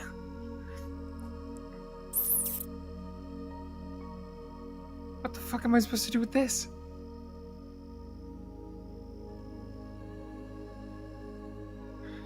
Yeah. Okay. And she'll kind of put it in a pocket in her coat.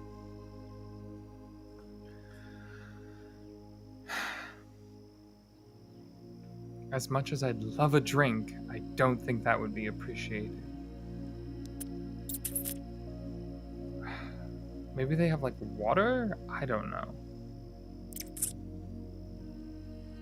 I think I need to go find a jackalope. You cannot eat this jackalope.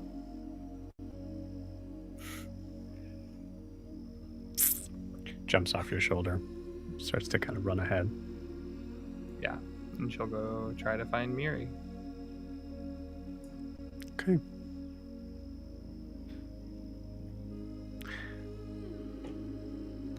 As Prim starts to walk off, we hear this crack of thunder. As the scene shifts.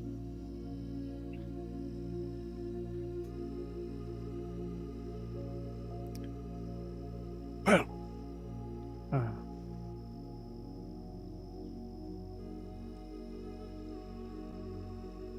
Your eyes have changed. Yeah. A lot has changed, Dr. Garan.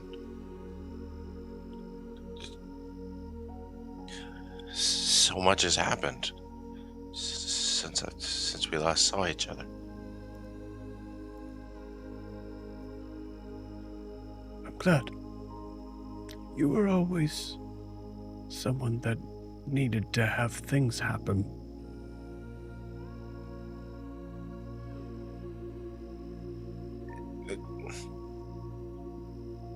Do you remember all the times I did, say to you, you don't have to come in every day?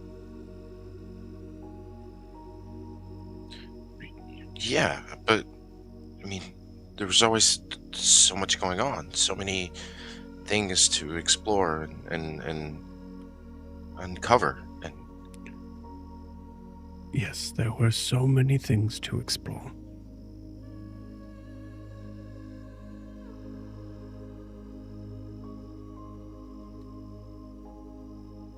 where are you? Now, I'm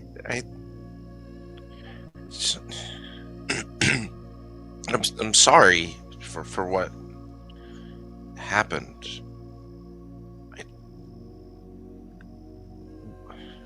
Alistair Samir, have I taught you nothing? You were just gonna leave me in Eriskar, and which, I mean, I guess it's worked out. I've seen and I'm in the Feywild now, and I made it here. What we always dreamed to do. Have you been cataloging? Yeah, with Gwen and Io's with us as well, and there's some other. That's great.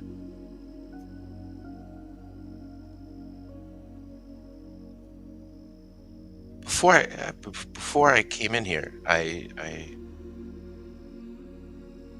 spoke to the Dusk Mother.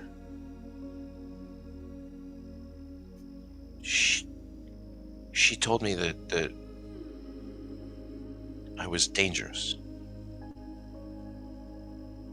and then she turned her back on me.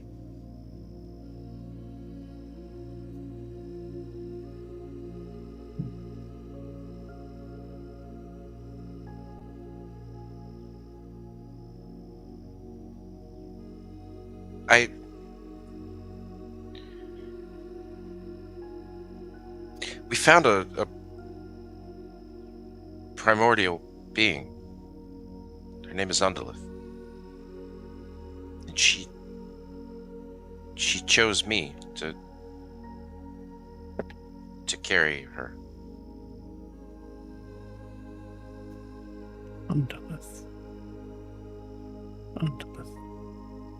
You see him move over to a blank wall and pull out a book. Yes. Helpful dreams, sometimes.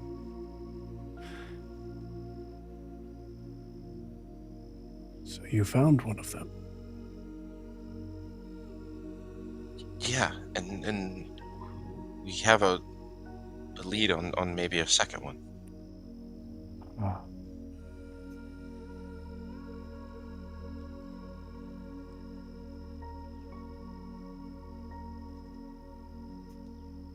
And that's why you were concerned with this Fey being calling you dangerous.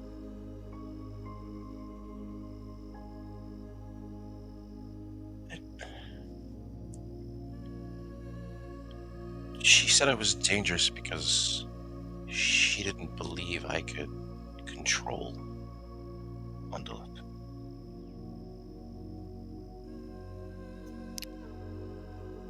I see. What do you think?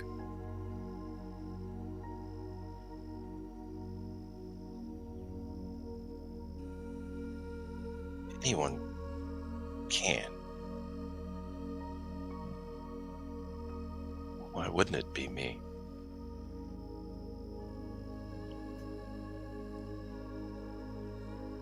Why, indeed.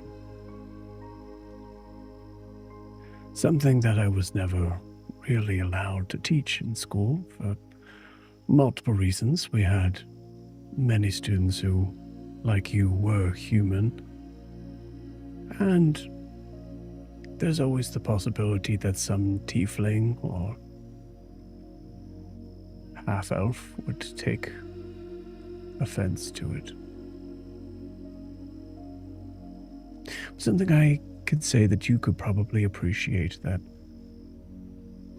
in this world of all living and breathing things that we know of that have consciousness,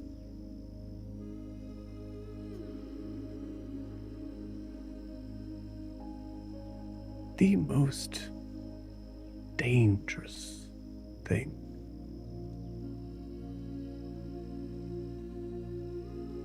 is one that is unpredictable. My dear boy, you ever wondered why tieflings are almost always interested in being good at magic that faces deception, persuasion, talking with creatures? Why your friend Gwyn is so popular?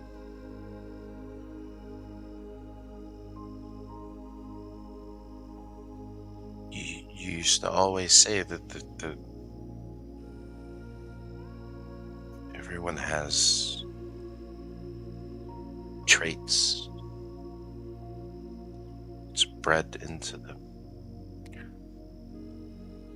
That's half right, Alistair.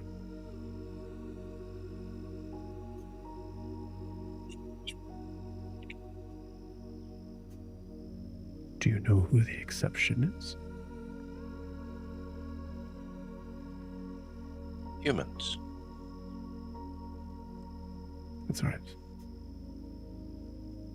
Nothing more dangerous than an untrained swordsman in a sword fight.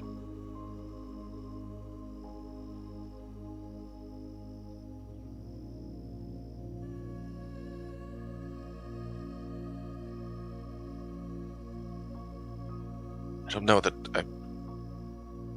I really follow you, Dr. Karan. I know more about magic than anyone else. I know more about magic than you.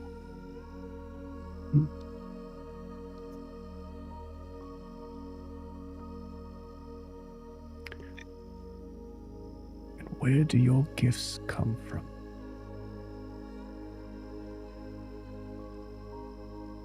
Gifts. Where do your skills come from? Where does your talent come from? Where does your power come from? I can tell you one thing, it has nothing to do with the Hells or the Feywild or Celestia or... I worked hard for it. I trained, I studied, I listened, I experimented, I challenged everything that we know about everything to get to the answer that no one else wanted. Ah, there it is. Why?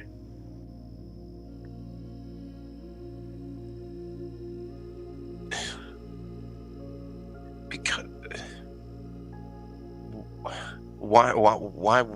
why not? What if we're not looking for the answers, then what's the point of all of this?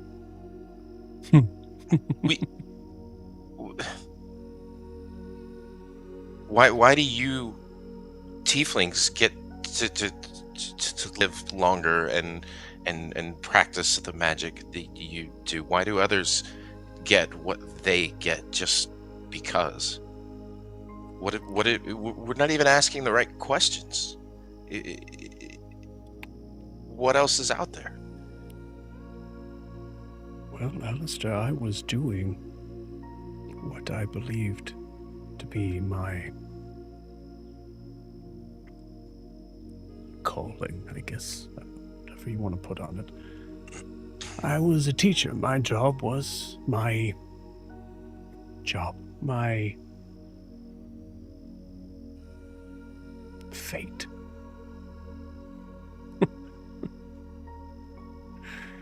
Whatever you want to call it. My love, maybe. Was to teach. To take young minds like that one. Stretch it. Expand it. And to be someone that allowed you to ask that question.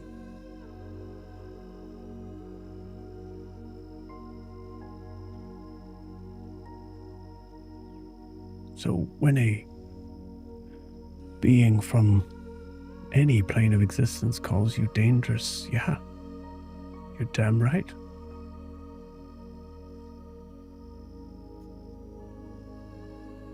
You could change the world.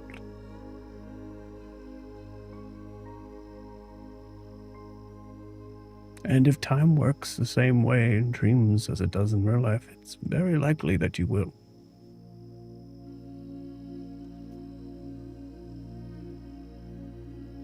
Of course, that makes you dangerous.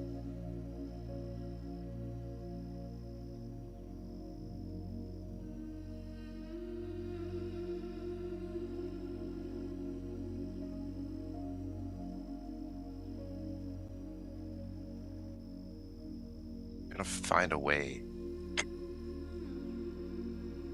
to control them so that everyone can share in what power they have. And then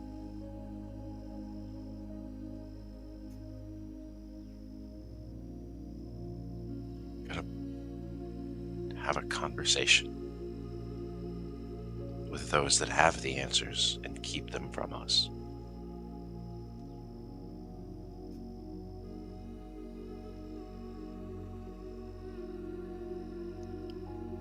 Can't think of a more dangerous idea.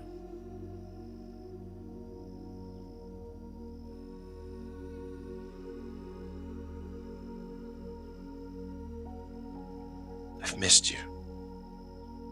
I've missed you. I'm sorry. I didn't know what I was. Sorry.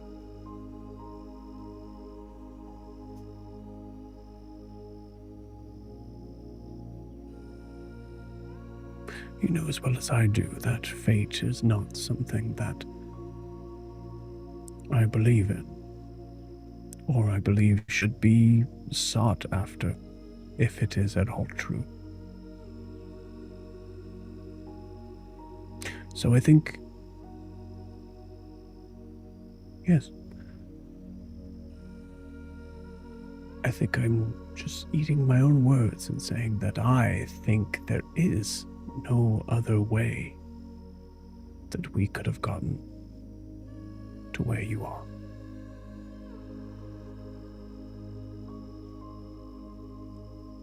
Is that fate? I don't know.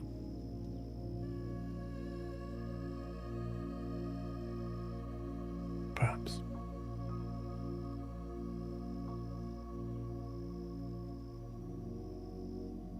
Dr. Karan? How well did you know the Mortimers?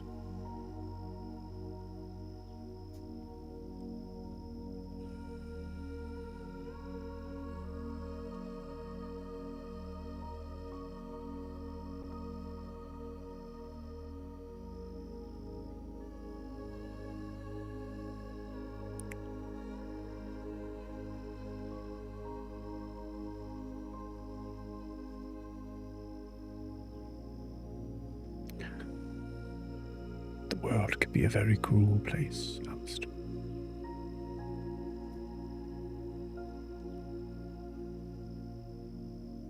Accepting the bad so that you can grow good out of it.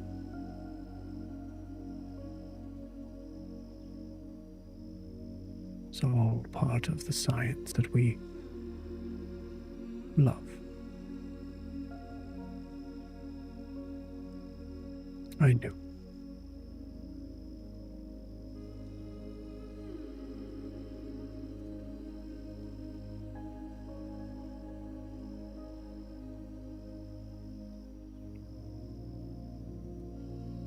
Well, it's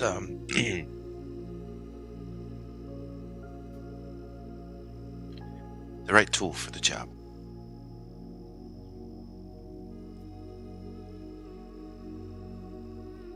Indeed.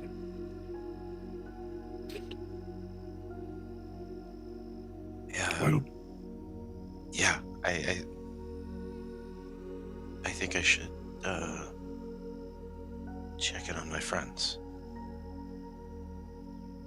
I have friends now. you had friends then. Yeah. But all the more proof that this would be real. Otherwise, I'd be the one that would be able to end this conversation. Ironically, I was close to doing that, so... You, no.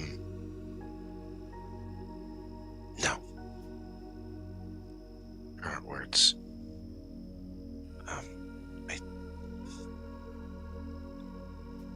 I don't know how this works. Maybe someday I will. But maybe. And I'll reach in and grab a button and put it in his hand, close his hand around it. Roll me a charisma saving throw.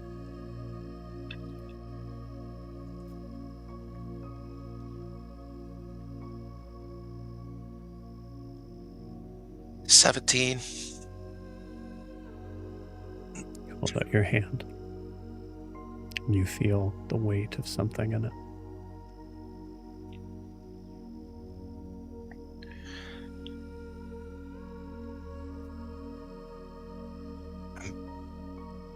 I'll find you soon, and we can finish this over a real cup of tea.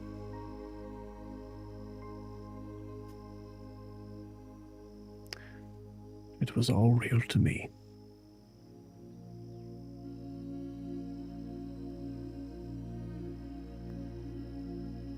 If you get around to it.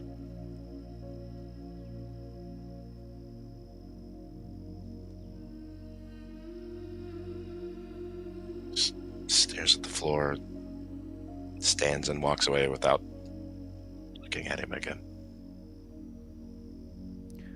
As you walk, you take a moment to reach for the door and see it start to kind of disappear. In that moment of recognizing that we rarely see figures leave in our dreams. Because we know that dream is ending.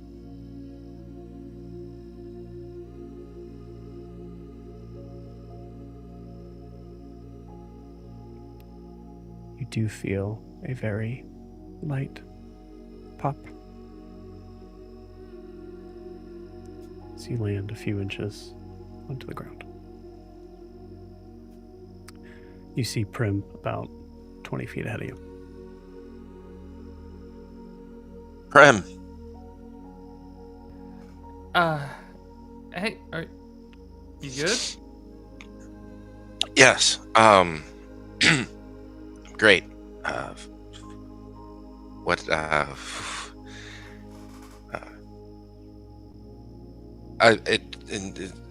Is everyone, is Kara okay? Okay. I haven't seeing her in a little bit.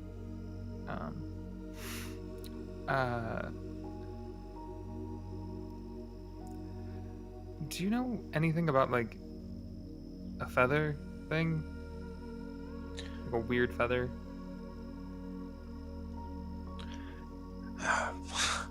I'm sure Miri meant well, but that experience wasn't exactly what I expected. So, yeah, anything I can do to... Ground yourself? Yeah. Yeah? What about a feather? There are all sorts of creatures with feathers. What's weird about this one? She'll walk up and pull the gold feather out. Spat just threw it up, and I don't know what he ate.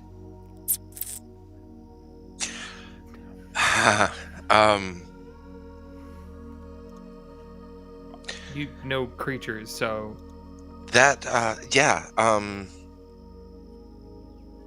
do you want to fiddle with it? yeah, if you don't mind, I can, I could take a rubbing of it, when I have a chance. Rub a feather? Oh, the chalk thing. That Gwen did Yeah. that in that tracking. Yeah, it's, yeah, if you don't mind, I'll just, I can just hang on to it for a little bit, and, I cleaned it, kind of, best I could. prestidigitation, yeah? Yeah, I think that's what that's called. Yeah, I did that. Kind of did the. Yeah, Prem, thanks. Just yes or no. When you cleaned it, what was there anything on it before? I think there was like white gunk on. What color was that before, Joe? Because I don't want to say something wrong. Because there was gunk on it, wasn't there? Gunk on the Feather? feather? Yeah. Yeah, I would say it was just spat. Spit. Yeah. There was this one's stuff on it, but you know, tailed mouth. I'm sorry. What did tail mouth? Yeah, spats get the Oh, that thing. yes, Elise. Talk to her too. Sorry. Oh yeah, talked with her again. She's pissed. Did she? No one's surprised. Did she happen to know anything about? Did you After. ask her? After. Okay. Listen, I'm not one for keeping secrets, and if you feel the need to share, Spat gave you this by all means, but with everything going on right now, I think the less we have to bother anyone with, the better. So what do you want to do with it? If I had like 10 minutes, I can try and... You can have an hour if you really want. Thank you. I don't really want to be at a party at the moment anyways. At least for a little bit. Party? Yeah. Something Gwen and Io ran off to do.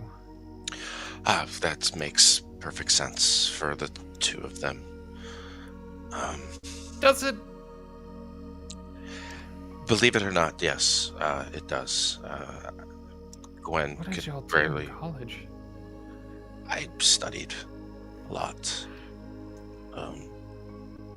But they often found their way to my room after whatever they were doing.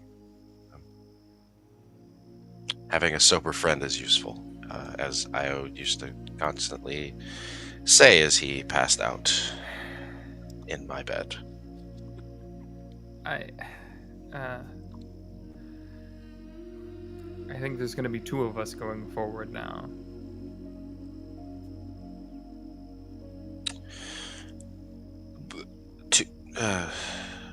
Passing. I'm No. gonna be sober. That's Okay. Okay. Did it spat? Does he normally? She. Does the it?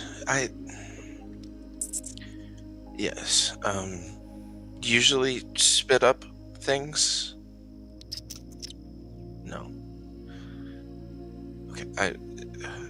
Did you take this from anyone, or is this perfect?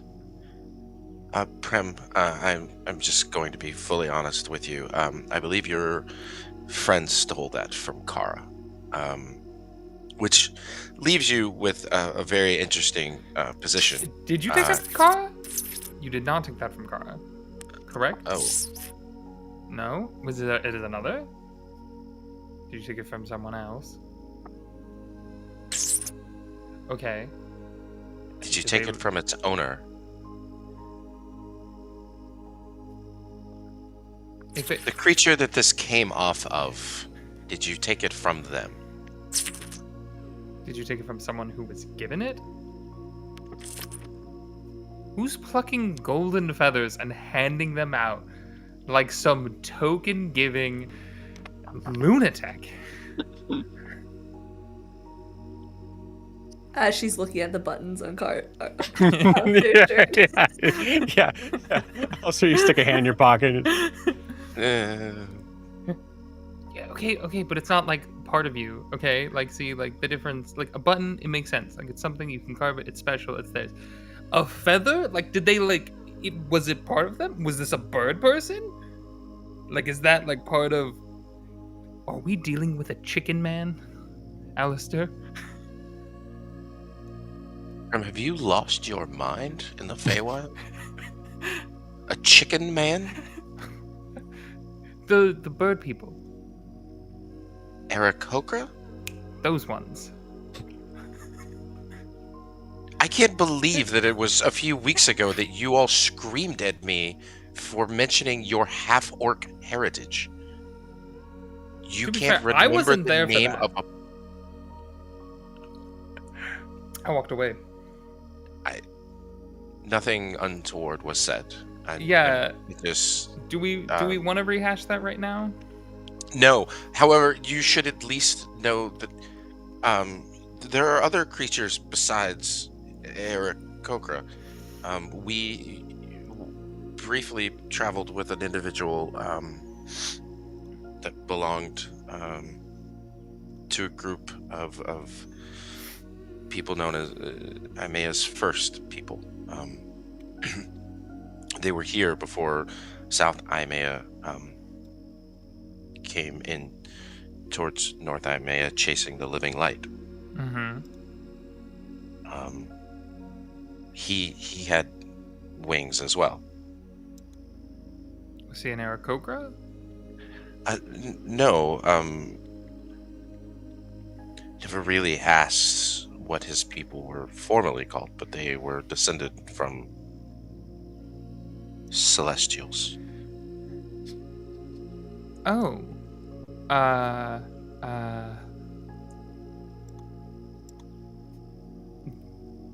Like angel wing situation? Like celestial? Yes, Like if we're being person and then- reductive. Well, yes. I don't know. I've never heard of these people before. I'm sorry. This was not something I studied. I don't know why. I just assumed that you were a little bit more worldly. I was kind of in a dumpster for like a good chunk the last couple of years. Most previous knowledge is kind of get into like a survival instinct situation, and so you have to. I'm not sure that I would call Daresworth a dumpster in front of Kara, but it's still a port town with people traveling in from all over the world. Not a lot of people wanting to talk to a one-armed half-orc. Their loss. So Should- that. Okay, well, Is there a term? Is there a better term? for now, we'll just drop the matter of what they call themselves until we meet them. But I again, I don't even know if this. I'm just saying there are all sorts of creatures that have. It's just probably nothing. Your companion there tends to. I don't know. He's Fae. They talk in riddles. He's a Speaks. purple squirrel. Yeah. Yes. This. You know what? I cast Hold on to the identify. Yeah, I was like, hold on to the feather. Like, it's fine. Cast identify. You spend a spell slot to do it. Yeah, I'm gonna spin a spell slot. Okay, you got it. Cool. You guys just hang out here doing that, or are you walking and talking? I think we're walking. Sure. You got it. Cool. I don't know if you want to walk and accidentally run into Kara, so. Cool. All right. You are casting Identify as you are walking. We're going to pause you there. Miri. Yes? It's party time. What are you doing? So you bring Io and Gwen. Obviously, Gwen is kind of following along with whatever Io is, doing. But yeah, what would you like to do? Miri obviously is very excited about the party.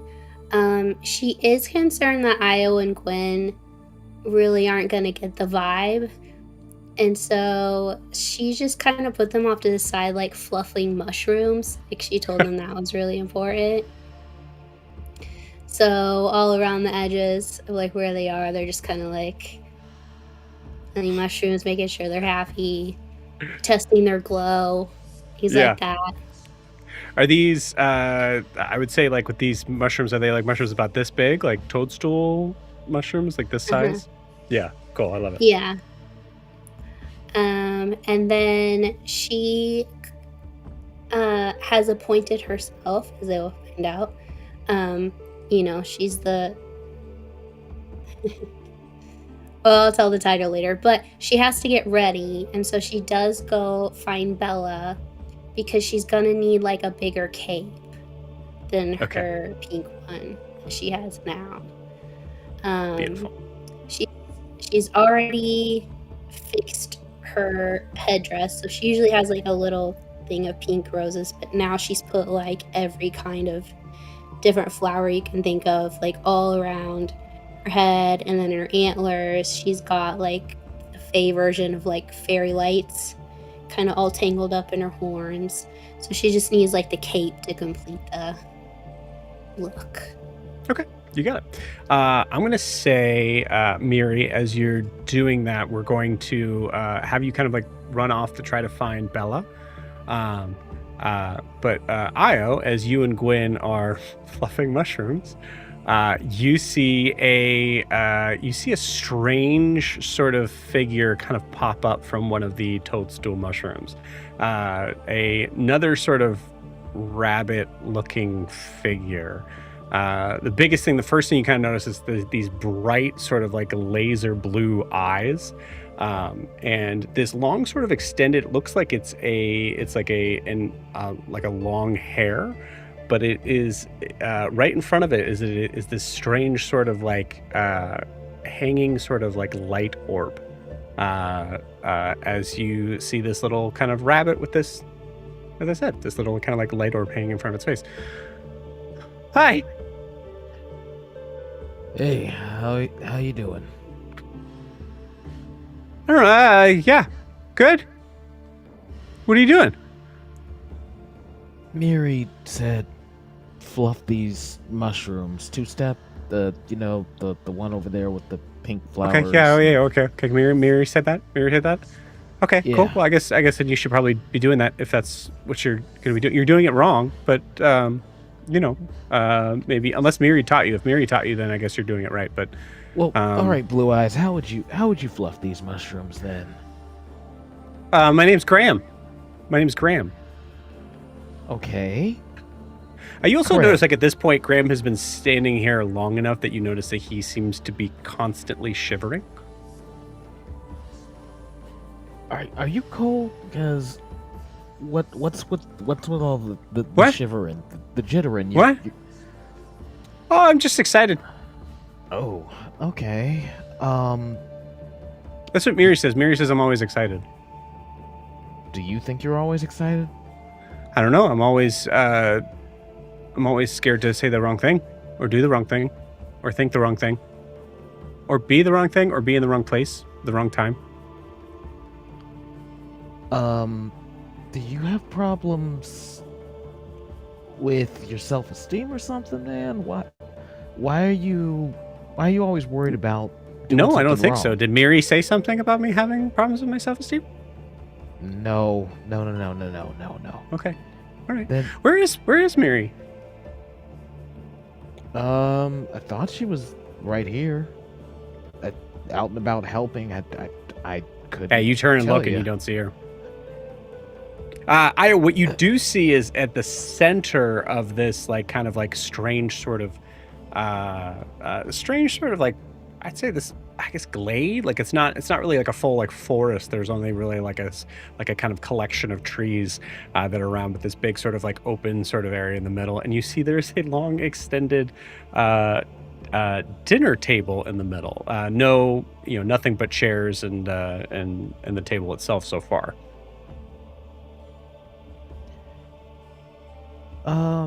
So is that where we're gonna be eating or enjoying this party? I don't know.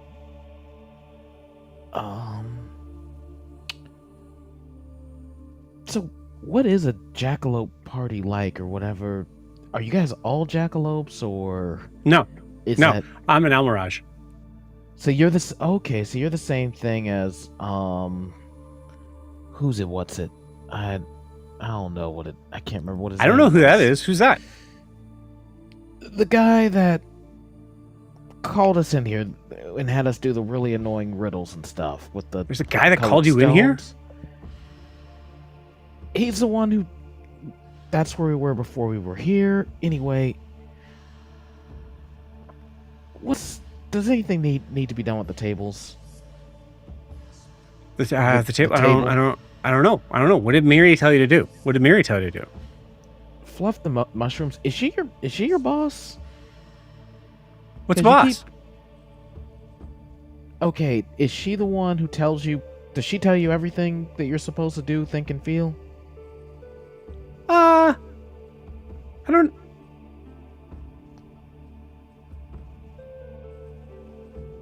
One of those. Yeah. And why do you listen to her? Why not? Well, why do you? Why not? Maybe you want to do something else. Nope. Okay. So you're fluffing it wrong. Should I go tell Miri to go just find out if you should be fluffing it the way that you're supposed to be fluffing it? That's why I asked you, how would you fluff it? What's the right way to fluff it? Well, there's a right way and there's a wrong way to fluff it. But if you fluff it the wrong way because Miri's asking you to fluff it the wrong way, then there's probably a good reason of why you're fluffing it the wrong way. Just show me how to fluff it the right way. But you said that Miri told you to fluff it this way. She just said fluff it. Oh, okay. All right. Well then, yeah, she probably just didn't know you didn't know how to fluff a mushroom, which is crazy. All right, here's how you do it. He just jumps in and goes to help you. Meanwhile, Miri is being wrapped up in a large pink cape by what seems to be a elderly, very sweet looking Almirage with like what looks to be like kind of like a curled sort of broken horn, fully pink everything. As she just, okay, well, is this a good fit? You want to make it too tight? No, I think that's good. Well, I don't know. Let me twirl, and then you tell me, if the twirl's good. Okay. All right. I'll tell Okay. you the twirl is good. Yeah, so she twirls a couple times.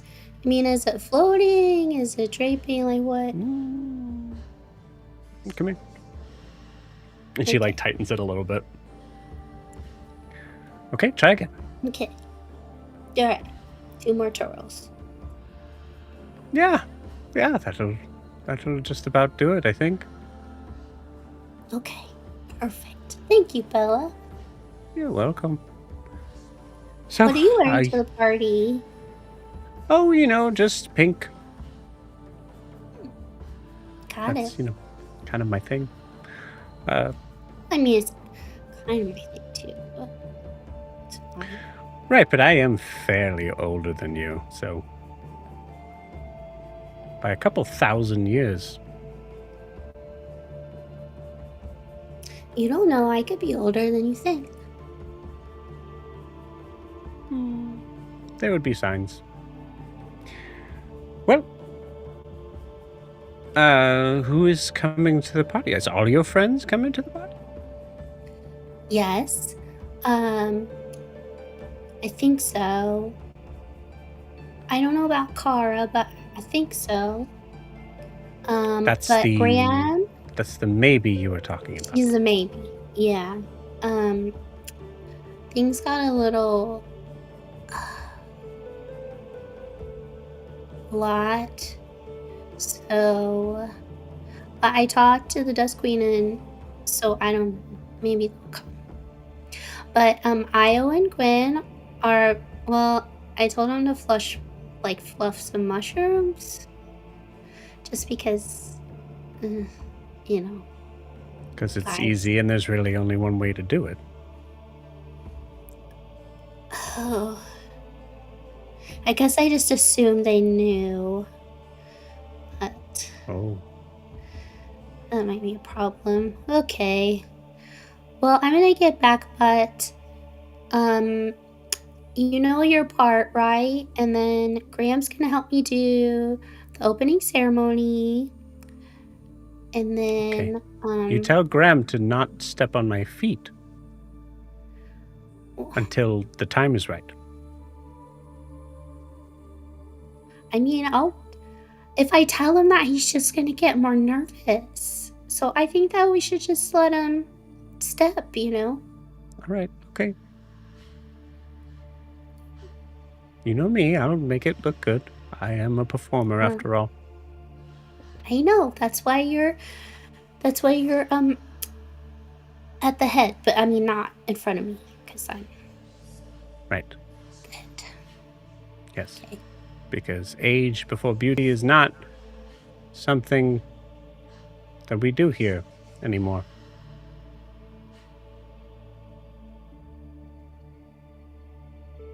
It's fine. Oh, anyway. I don't know what that means. Bye.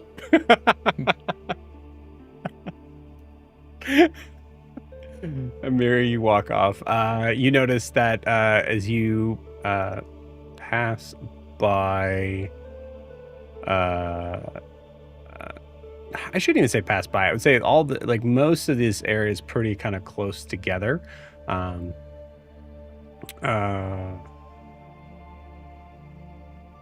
But where am I looking? I'm in the wrong spot. You pass by the carousel tree, which is only about maybe like 25 or 30 feet away from where Io is.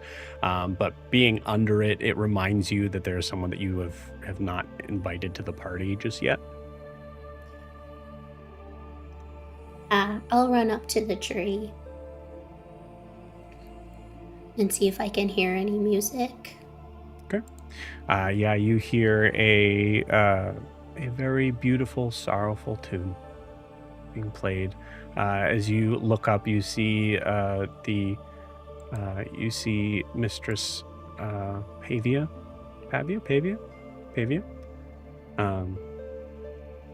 sitting in that same sort of position, in between these sort of knots of the tree, just playing away.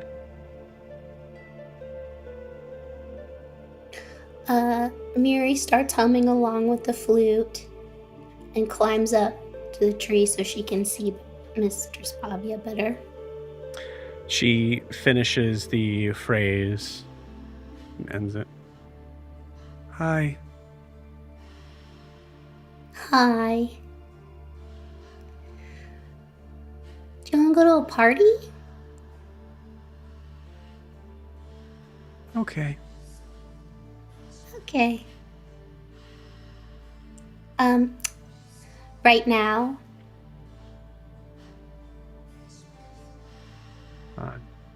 Had a lot on my plate today.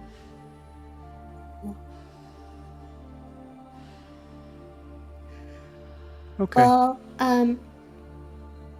okay. Never mind then. You look very beautiful today. These are the same clothes I always wear. Yeah. Oh, sorry. You look very beautiful today as well. Thank you. Twirls. Is that a new cape? Ella, she made it for me quick. She's going to the party too. She could probably use company. Did you mean me? Yeah. Yeah, I met you. Okay. I don't know how much company I'll be. You're always excellent company. You know that. How many Okay. hours do I spend up here with you? Oh, days.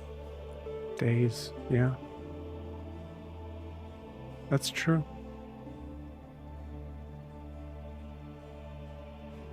All right, I'll come to the party and keep Bella company. It's very kind of you. Okay, I love you. Bye. Okay. She never says I love you back.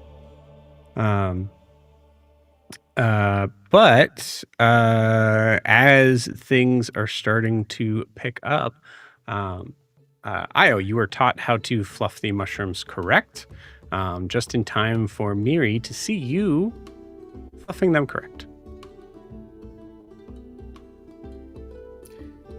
So you do know how to fluff mushroom. Thank God. Yeah. I realized halfway over to Bella's that I didn't actually tell you. Yeah, I'm a quick study. As he winks over at Blue Eyes because he already forgot his name.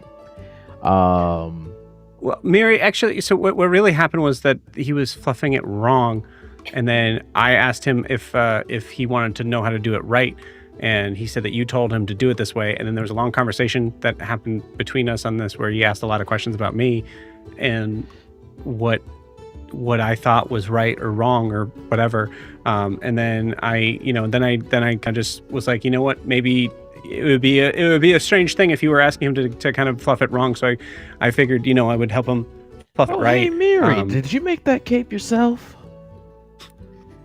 No, Bella did. Do you like it? She twirls again. She did a very good job. You're cute as a Thank button. you. I really hope there doesn't come a point where you're gonna try and rip our skin off or some other weird fey trait thing. Wow. Okay. Uh-huh. Miri, I also think you look really good. Thank you, Graham. Where's your outfit? Oh. Did you really want me to wear that? Yeah, well, okay, so best friends do the opening ceremony, and I can't be looking like this, and then you just naked. Well, I'm not naked. I mean, this is how we normally look. Before everybody came in with all their clothes and stuff. But that's not party attire. Just Okay, put all right. on. All right, I'll go put the party attire on. Don't start without me. I can't. Hurry. Okay, great, awesome. Miri, can I borrow you for a second? Can I borrow you for a second? Yeah. Okay, come here. Yeah. What? He was asking a lot of weird questions. Go ahead. He was saying stuff like can I like think for myself or whatever and things like that. Well, yeah, you can, but Right, I could, why but would why? you? Exactly. No. Okay. Huh? So what should I do? Should I just ignore that or just say that Miri told me to ignore you?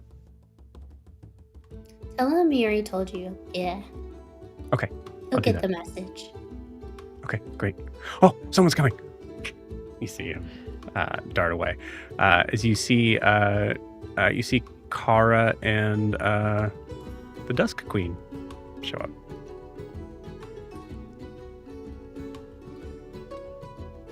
You came. Hi, Kara. Hi, Miri. Hey, Kara.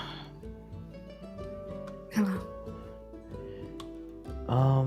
Also, I don't know how I'm supposed to address a goddess, but, hello, Madam Dusk Queen, Your Majesty. Nope, none of that. Dusk Queen is fine. Or Mask. You know me as either. Okay. Sort of. Okay, that works.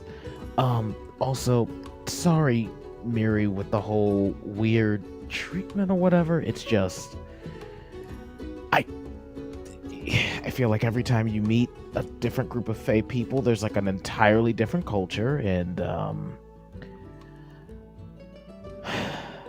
it's been a lot. What's the concern? Maybe I can help. It's just, you never know if your current friends today are going to try to boil you in a pot tomorrow or something of that nature, and Skin off, and then he was telling Graham that he should think for himself, and it was just okay. a lot To of be town fair, go. to be fair, Miri, Graham kept saying things like, "Well, Miri says this, Miri says that, Miri says," and I'm just thinking, and I'm just asking him, okay, if I'm doing it wrong, why don't you show me the right way to do it? But then he starts going on this whole tangent. Well, if Miri told you to do it wrong, and I'm like, so that's why I was thinking. I'm like, okay, does she just tell you what to do? Like, is she your boss? So there was a story to it. There was a background to it.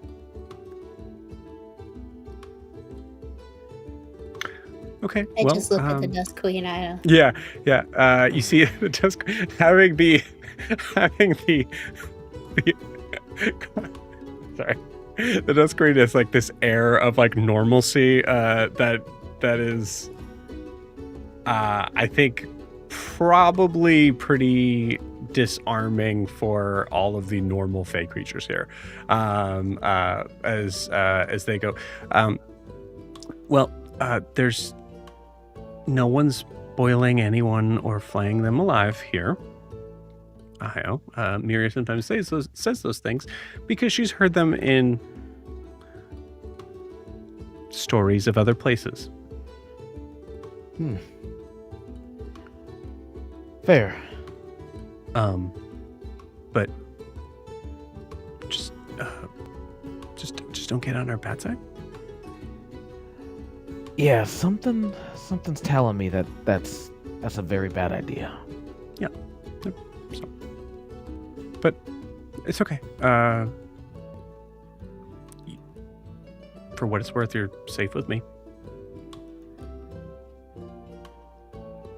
Heard. Miri, party looks great. As you look at a bare table, with no silverware or anything on it right now. It's not done yet. Oh, okay. Okay. Do you want me to help? Yes. Okay, you got it. And you see her throw her hand forward as you see a large, kind of twilight-looking tablecloth extends all the way down. We see dishes put on every side. There's exactly the right number of chairs.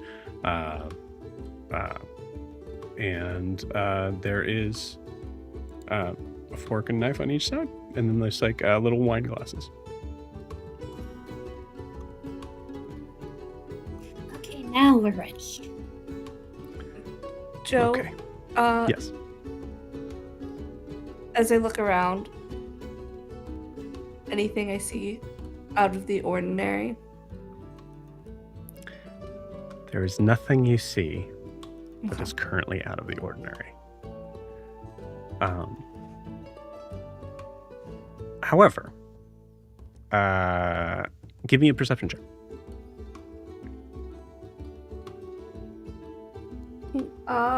21.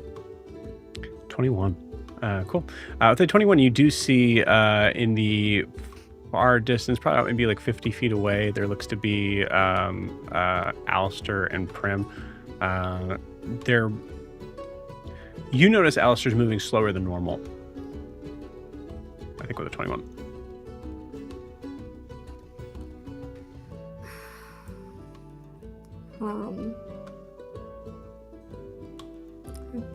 She's just gonna keep an eye on them. You got it. Okay.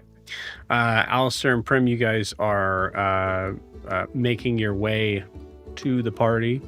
At this point, right now at this point, Alistair, you get a reading that the magic wrapped around this feather gives the racial trait of an Aasimar.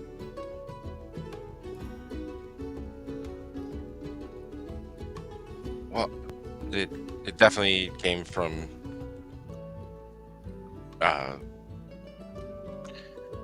Aasimar. That's their name? Yes. That's. I don't. Yeah. No, it's fine. Kara has one, just like this. Why does she have one? Someone she met in Dare's Wharf gave it to her. She met an Aasimar in Dare's Wharf. Would I have any recollection of ever seeing an Aasimar in Dare's Wharf while I was there? Okay.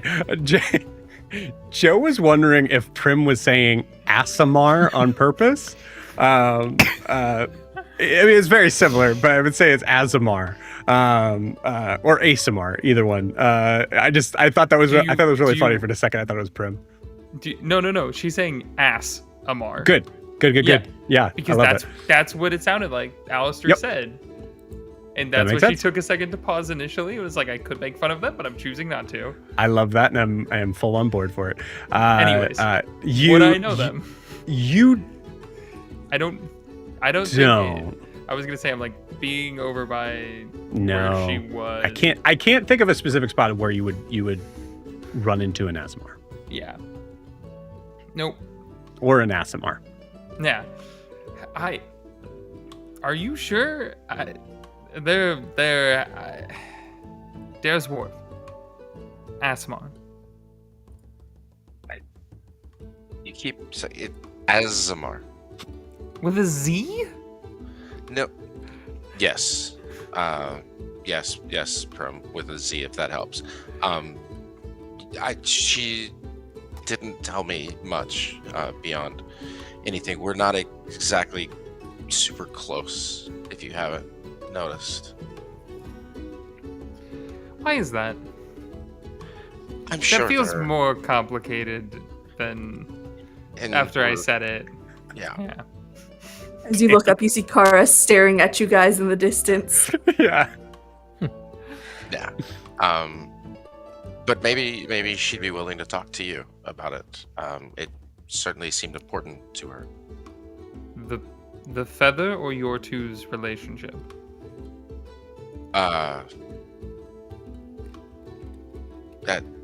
Well, I intended the first, but possibly the second.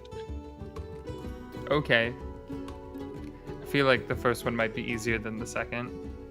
We could start with that. Maybe if she talks to you, then you could maybe give me some insight on how I could improve the second.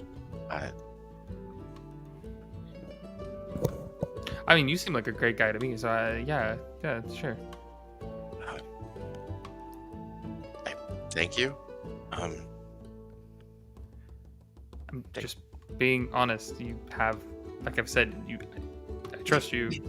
You're the smartest person I know. That's why I brought it to you. I mean, you were living in Dare's Wharf, so I mean, it's not. I was also living in Nova Sol and Asmare. My options were limited. Excuse me. Yeah. Hi. How are you? Hi. Which one of you is Alistair? That's me. And you are? Bella. Bella Okay. Thistella.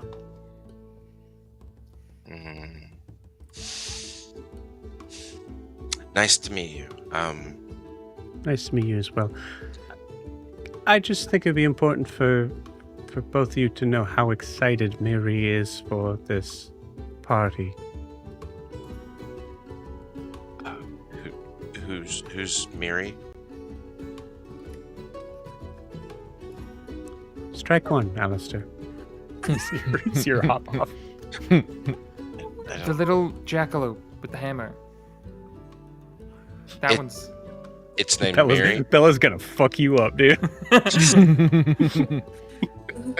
Yeah, the one with the whole thing with the Lullaby's End, I think is what their hammer is called. That is. I remember the hammer. Well, The hammer's really cool. Lullaby's End.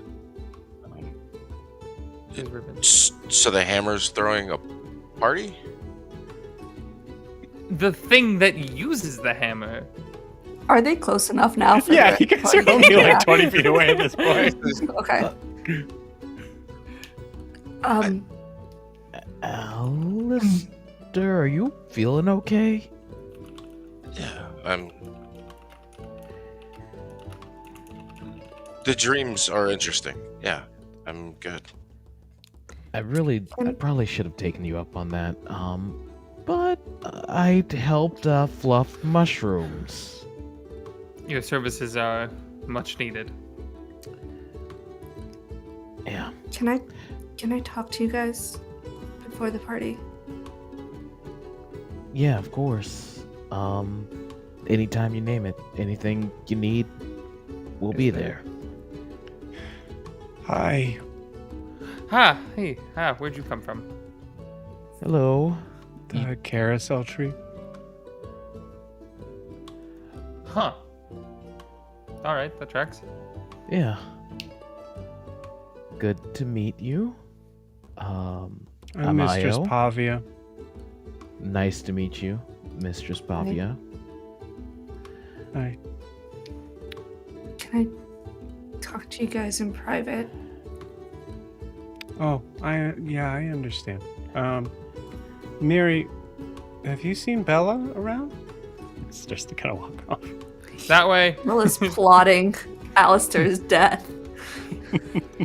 Points in the direction that she ran off to.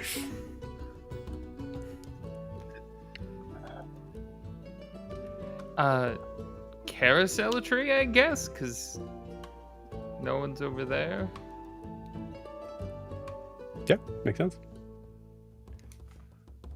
As you guys walk over to the carousel tree, I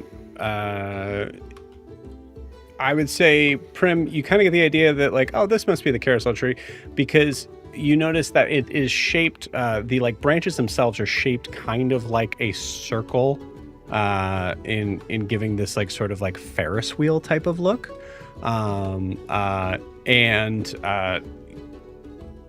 I would say, like, as Kara's talking, you might be a little distracted as you notice that you feel like the branches are moving slightly in just I think this. Kara would want to have this talk somewhere that it's not distracting, because this is like kind of a big Yeah. talk for her. 100%. Yeah. I would say that this is something that like temporarily distracts you. This is Joe saying this is what's happening on the tree. Continue. Yeah. Are you okay? Yeah.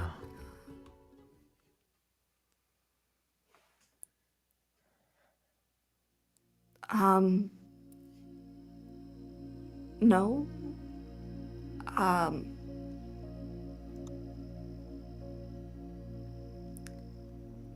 This diamond that I got,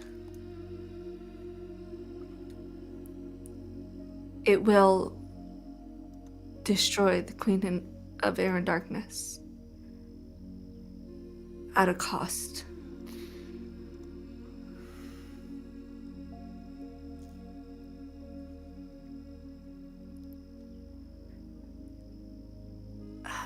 It's going to cost my true name.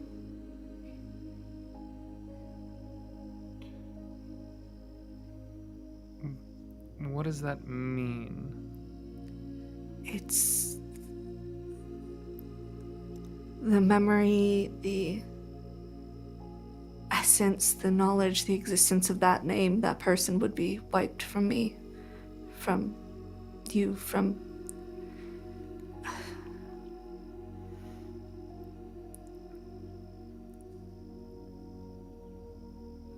We have a workaround, though.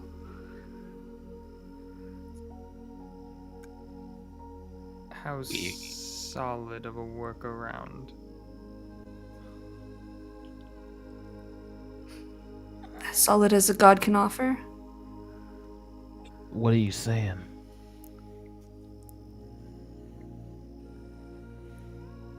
Mask will split my soul. I will become Kara entirely, and she will hold on to Siobhan. And once Kara is destroyed, she'll return Siobhan to me so that Maeve will have a mother still. And you're all... You've made your peace with this? I don't have much choice. Why can't any... Why does it have to be you? Why can't someone else do it? This stone is meant for creatures like me. Specifically changelings? Not another fairy? Or fae?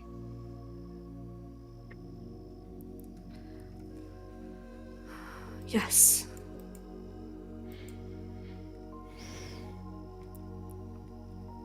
I think a caster could probably wield it, but it would harm me if I'm not wielding it.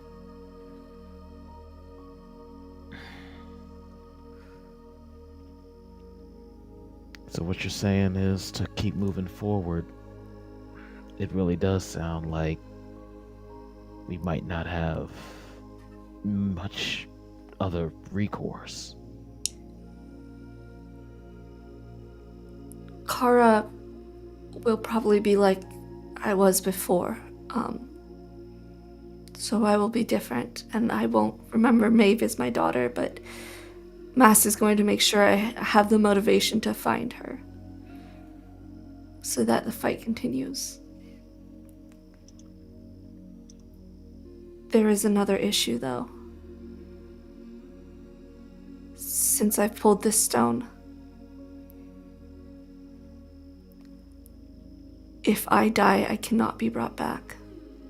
No magic will save me. Not even yours, Alistair.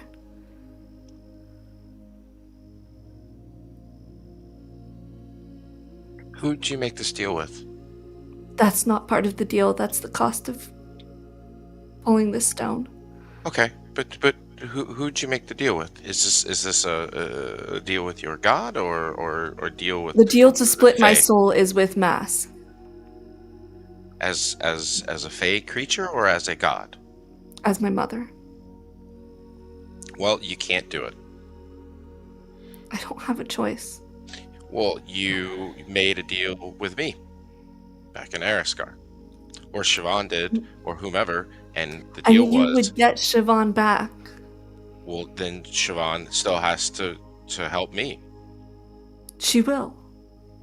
Okay. Because we made a deal, and you have to stick to it. This is the only way she can. Because if I don't split here, we will both be destroyed when I bring down the queen. The only way to keep to our deal is doing this. Okay, but I mean, do you even know which true name that I made the deal with? How do you know if it's wrong? I know it was Siobhan. And you'll know once you meet Kara.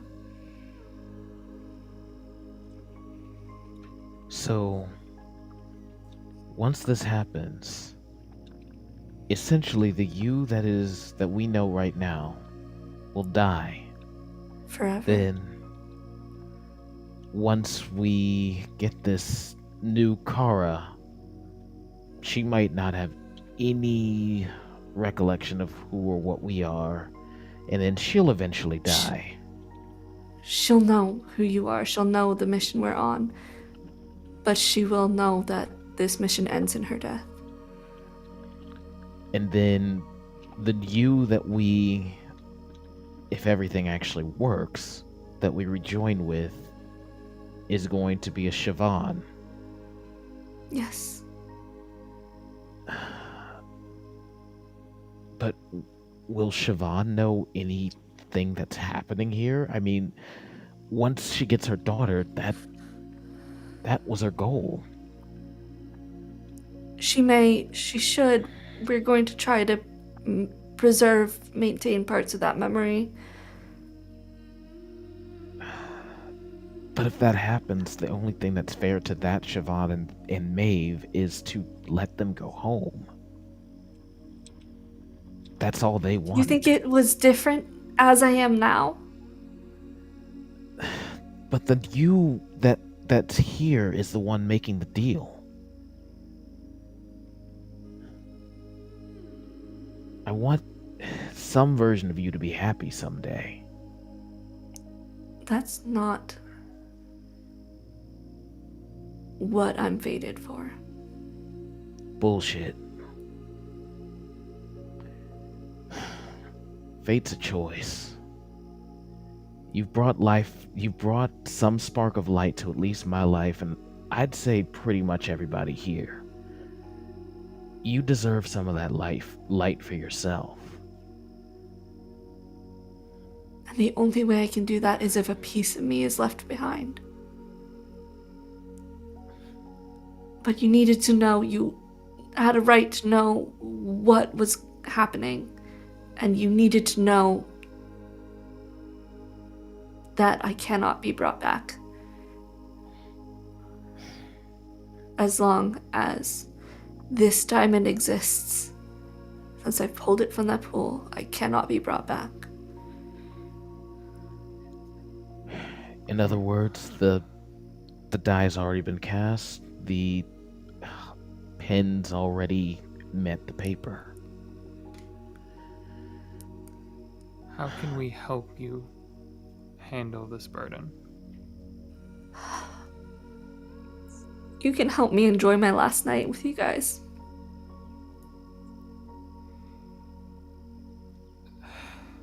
You got it. At the end of the day, your choice is your own. Your life is your own. I just wanted to make sure that you really thought this through. It is the only option I can see. So that my daughter still has a mother. So that Siobhan still holds to the deal with Alistair. So there's a piece of me left at the end of this.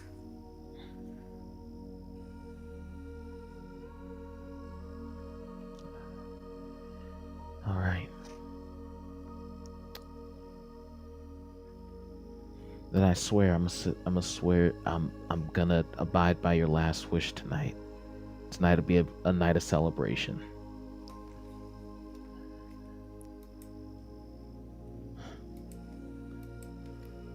Of the Shiv we know.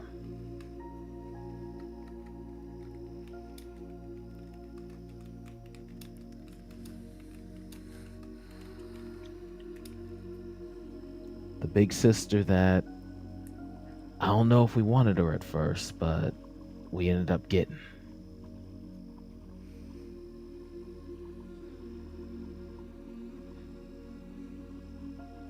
I'm sorry.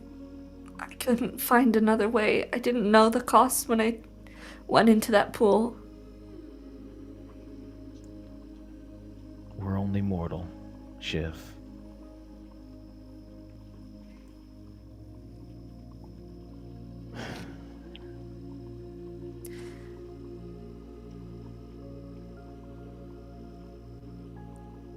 I'm sorry, Alistair.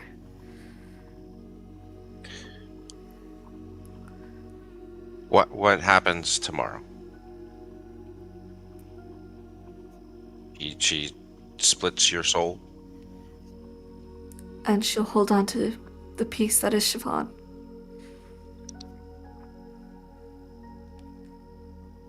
And then when you die,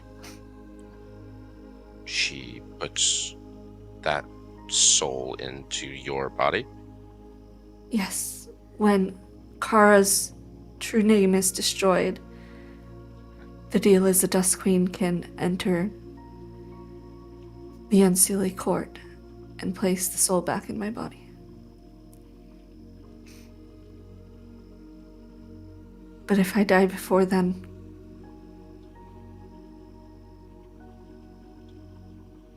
I don't know what happens. Kara won't be able to be brought back, and I don't know what happens to the fragments of soul elsewhere. Nothing good. And I've worked- say... So, will you be an archfey if this all works?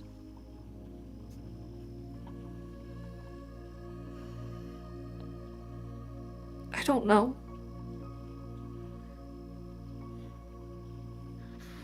Well, But I'll have my daughter. And I will remember our deal, Alistair.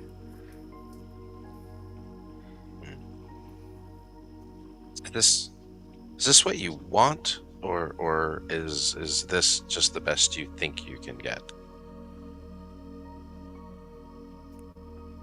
Obviously, nobody wants this.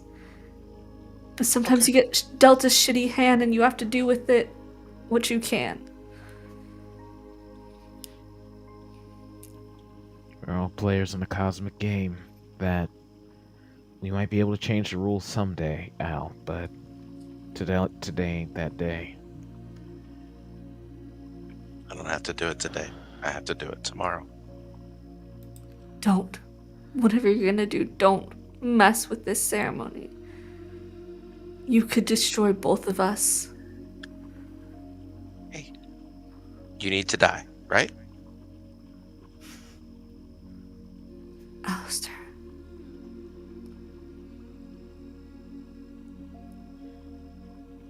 I can fix that. No, Alistair.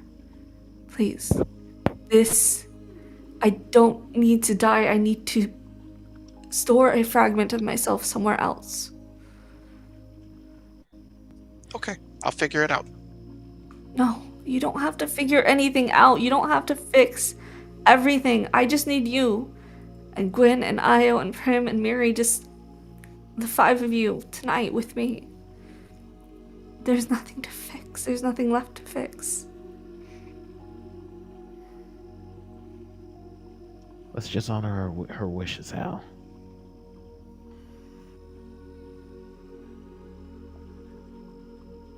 I'd want you to do the same for me if such a thing happened.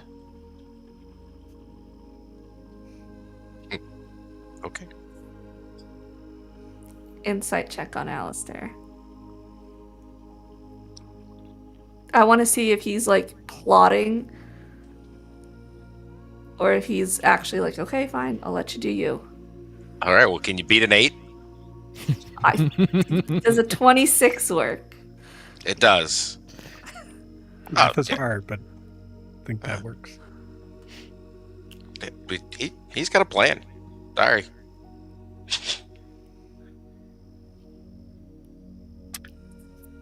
I think the concern of this moment, you all recognize as you see other figures kind of starting to come around the table. You guys get the idea the party is about to start. Miri, where were you during this conversation? I was up in the branches of the carousel tree where I usually am with Mistress Pavia. Listening. Okay.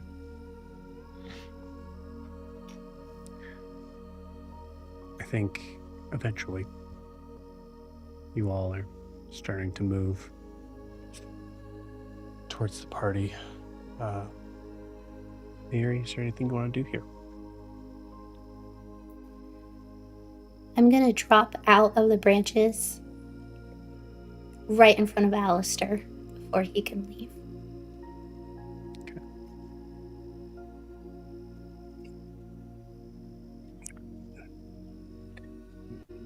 Miri, right? Yes, I'm Miri. And I'm just Lovely, staring at you. lovely party. Hasn't started yet. Oh, there's more.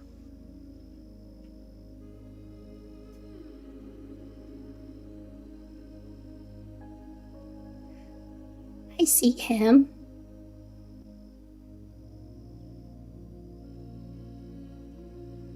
I'm He's sorry. watching.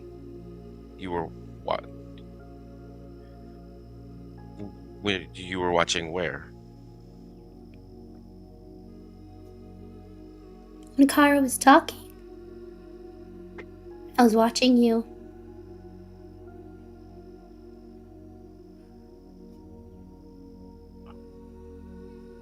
Okay. And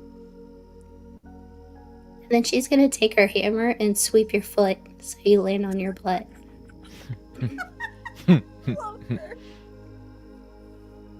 The hell? And then she's gonna hop up with her hammer on your chest. She's gonna get in your face and say, "Be sad."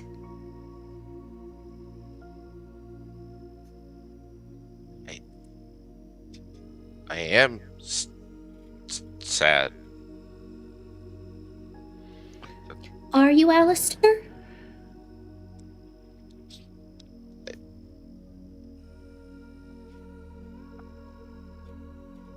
you please get off me? No. I I need you to be sad. And I need you to be mad. And I need you to feel your feelings, Alistair. Right now. And then she takes the hammer and she slams it on the ground next to your head.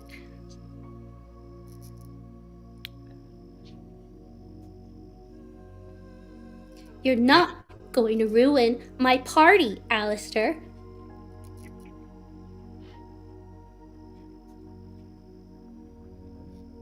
I'm going to need you to get off of me. Please.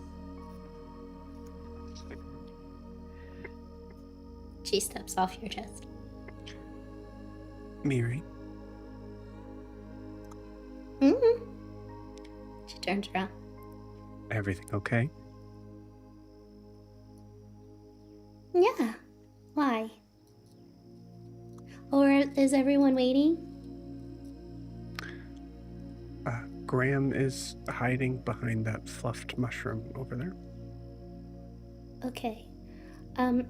You should know that Alistair is not feeling his feelings, and I think it's gonna ruin the party. Miri. Thank you. I'm sure it'll be fine. Okay, but you know what's in. Miri, You know what's in. I know. Okay. Okay. Graham, come on. We can do like one last practice before we have to start. You see the mushroom itself is just shivering as Graham's probably holding on to it.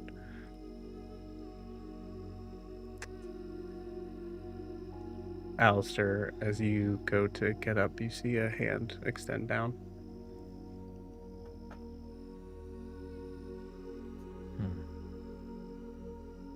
Who is it? Oh. Sure. Thank you.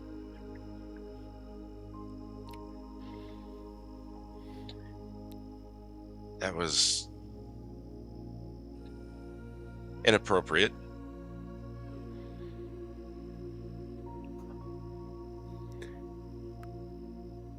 That was the Feywild. As Mary's walking away, she says, "You're inappropriate." She leaves. Miri.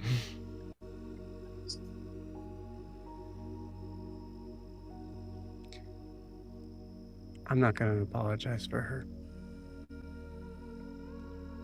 She's right. But that's up to you.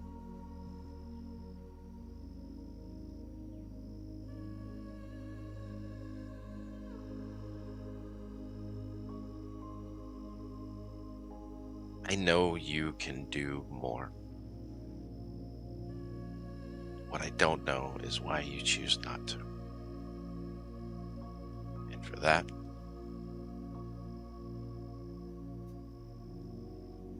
I can't respect you or any of them. I want to believe, but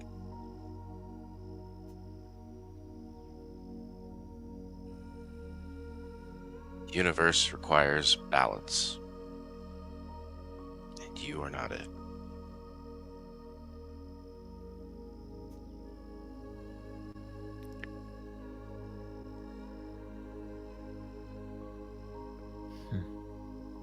You know,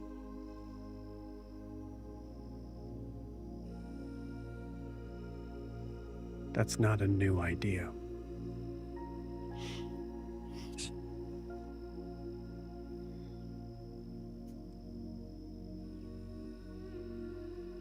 It's a very concept of balance that kept that from being in anyone's hand.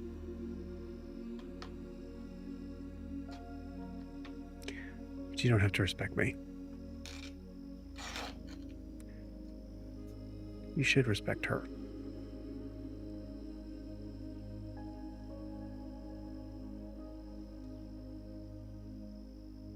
Kara. I mean, also Miri, but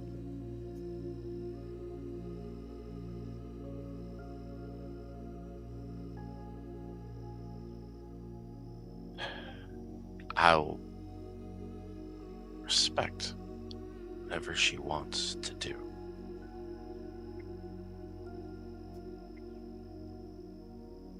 But I can't help but wonder if any of us would be in this situation if it weren't for people like you.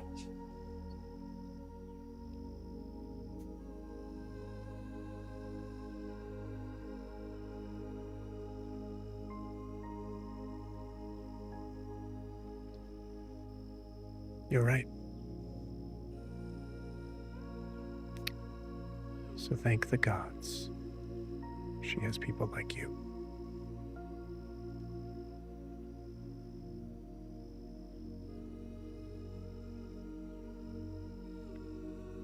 Enjoy the party, Alistair.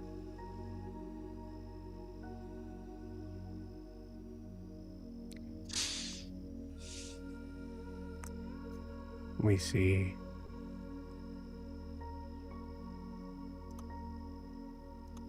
Graham come out of the bushes. A strange little crown on his head. Different little lanterns hanging off of it. A tiny blue cape.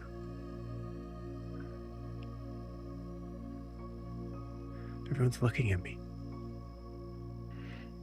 You look great, Blue Eyes. Even if you don't really particularly like Now they're wearing talking to me. clothes. Miri.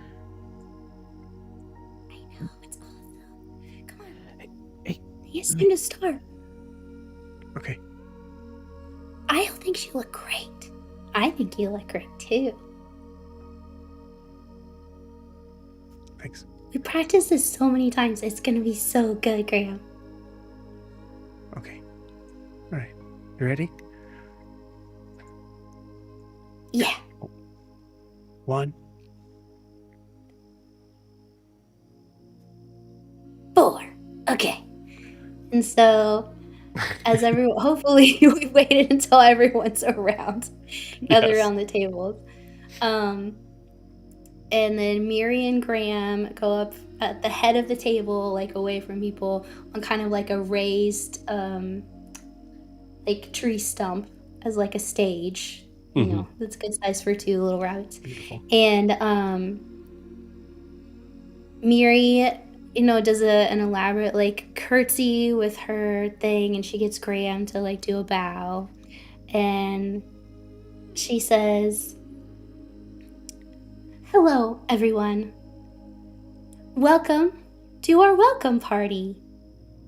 And I am Miri, the welcomer of joy and wonder." And then she turns around and she faces Graham, and then she says, "Hit it." And from somewhere, music starts playing, and this may be a generational reference only, but basically they do the kid and play dance. You remember that? So they start facing each other, and they're doing the running man, and then they're kind of doing the side to side, and then of course they start doing the Charleston kicks, and they're like hooking feet, and they're in circles. It's very elaborate, like the whole time, just going hard. And then at the very end, they end up back to back like this, and then they just stand there waiting for applause.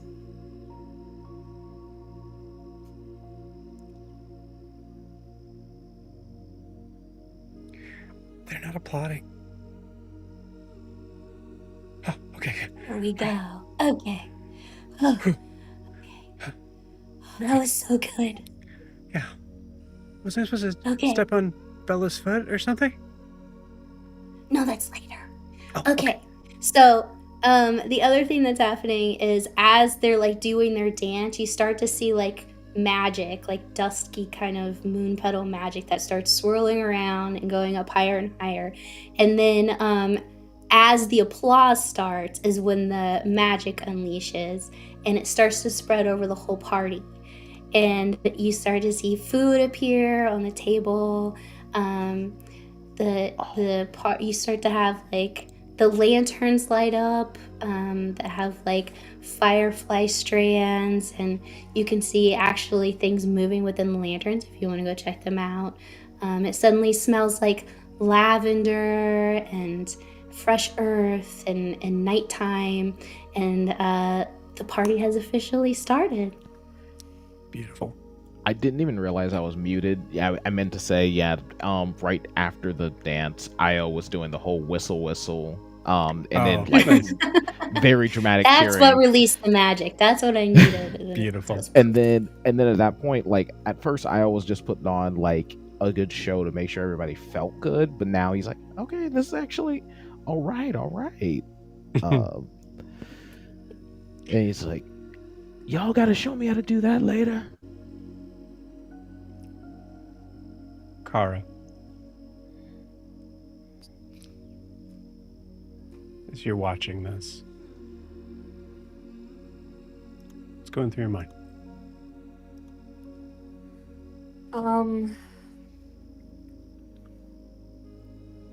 I think she's trying to enjoy it.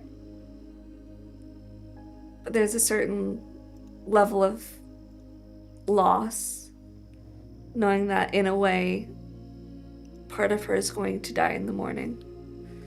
And she's never going to be this person again. And she doesn't know how the party will react to her as Kara, true, original Kara.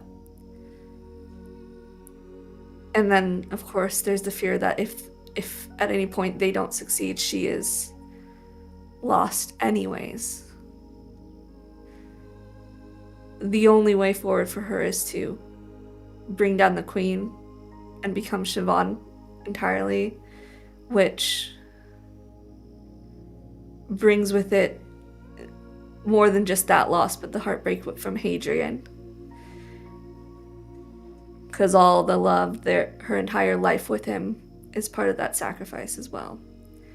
So I think as she's sitting there watching it, she's just kind of playing with the bracelet on her wrist, and she's just gonna send her final message as who she is right now to him.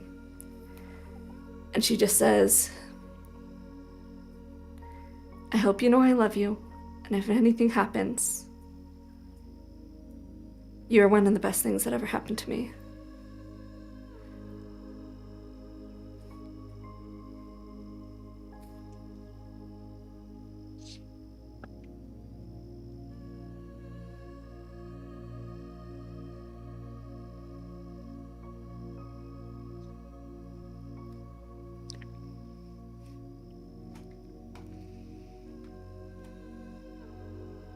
Kara, is that? Oh my goodness, that. Kara, can you hit? What?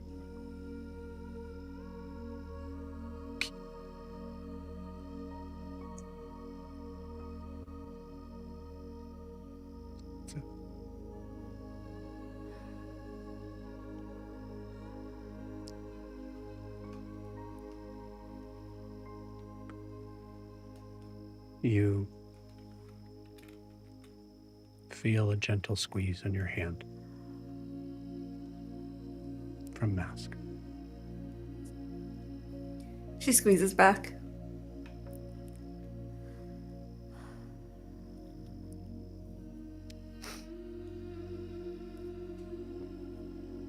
Some wine. Yes. Thank you. Of course. We see the scene start to pull back as a tiny white jackalope is running around the table, trying to find her spot and making sure that everybody's having a good time. We pull up from the trees.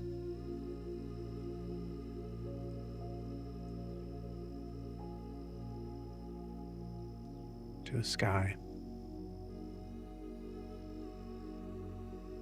filled with gray and twilight. And with that, we'll end tonight's session. See you all next week.